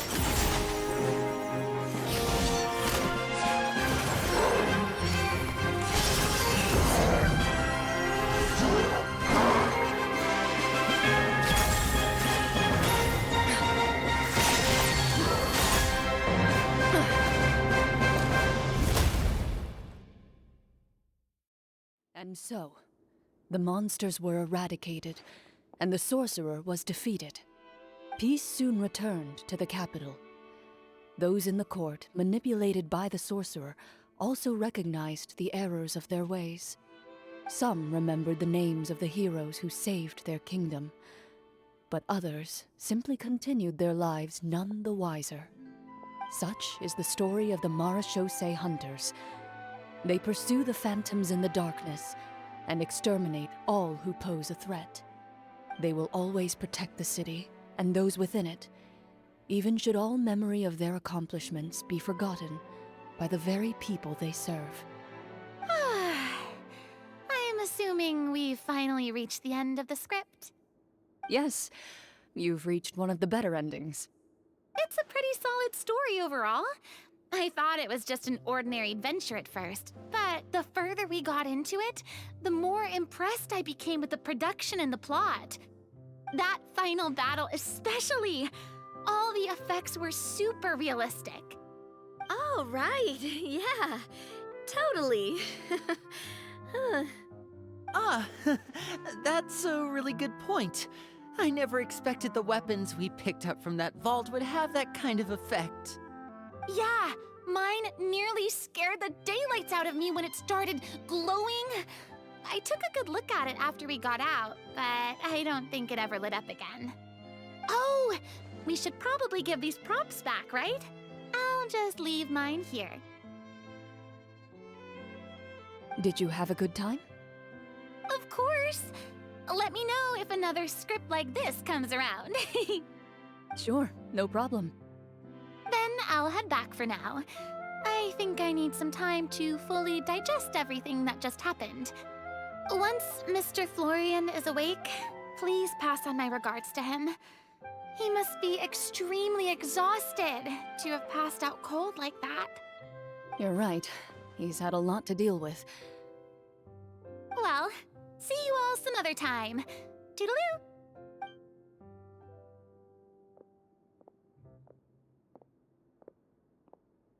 Okay, so, can I ask now, I think it should be fine, yeah. what in the world was going on back there? So you saw through all of that? That time in the cave when you told us to close our eyes, it'd be weirder if we didn't notice anything. I was dying of curiosity the entire time. I mean, you did a pretty bang-up job of pretending nothing had gone wrong. Farina actually looked like she thought all of it was planned. Guess none of us wanted to be the one to break the illusion. What are you all talking about?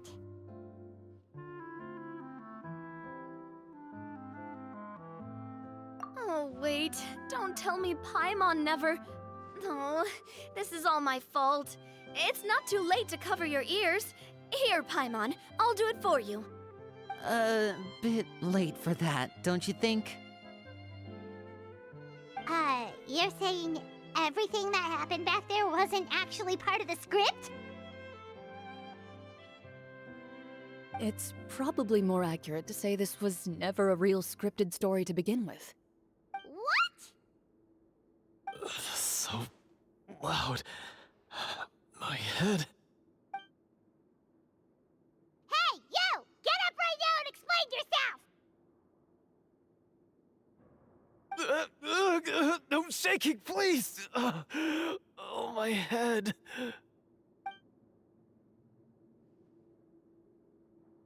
Did Paimon just hear that right? You guys made up that whole last part on the spot?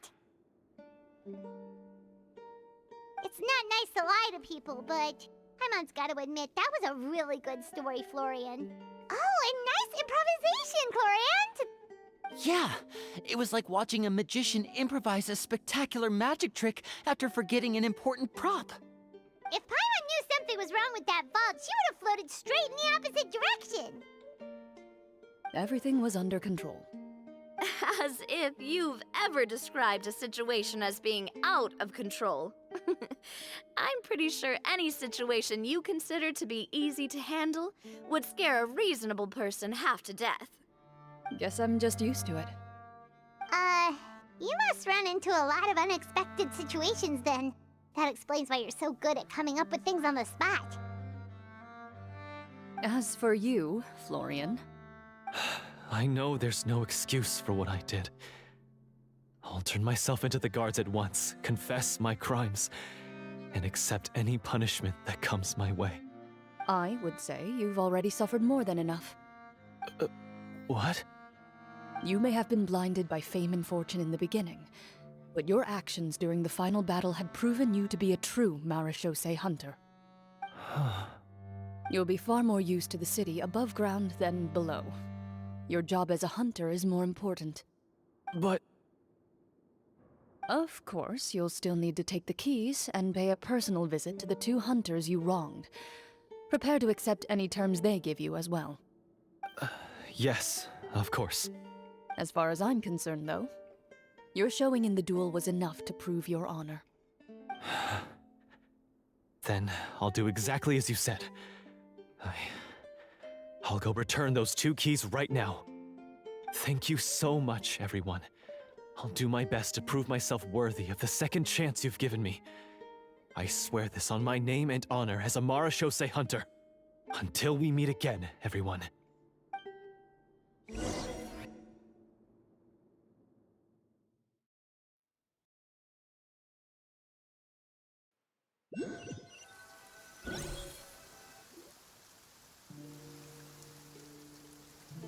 Speaking of Marechaussee hunters, what should we do about the treasure in that cave? Leave it be. Are you sure? We could show it to people, make it so that the hunters are remembered. Don't you want that? No. Every name on that tablet made the same choice. All hunters know what the path entails. I am no exception. My identity as a Marashosei hunter is not something I need people to remember. I wish only to be recognized as a champion duelist. Nothing more. That's certainly very different from the path of a magician. Still, I admire your decision. Wait! Paimon just remembered something. If there were no special effects involved, why did our weapons begin to glow during the battle? That's because the Marashosei hunters of ages past would often imbue their weapons with special enchantments to suppress the monsters. Whenever a monster was nearby, their weapons would start to glow. Oh, so that's why they had an effect on that guy near the end. I really thought the summons were doing all the work. Well, I'm sure the summons were a part of it too. Oh? How so? This particular devorator probably hailed from the same era as the hunters we saw in the room. The names you recited all belonged to the bravest hunters. Countless monsters fell to their blades. That's likely why the devorator visibly reacted when you said them out loud. So the names held the power all along! Navia. Everything you said during your summon. Huh? Oh, I meant what I said. I mean, it was true to my character, so yeah, I'm glad you heard it. Just don't make me repeat myself. It's embarrassing. I really appreciated those words. All right. Don't get all sentimental on me. Anyway, let's not talk about that anymore. I'm going to go on ahead. Don't fall too far behind now. She ran off! I should probably head back as well. This story was truly incredible. I might have to spend the whole night telling my siblings all about it. Goodbye.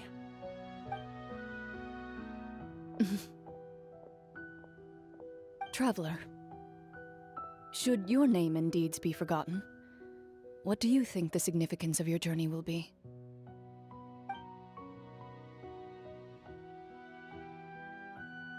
I suppose the significance would be the journey itself and the world we helped create. There's still value in the time I shared with everyone here, in the things we were able to accomplish, even if no one remembers them. A great answer. I'll remember it. Me? The Marashosei hunter says nothing in response to that question. Perhaps her answer lies in her silence. An unspoken vow left to echo through the night.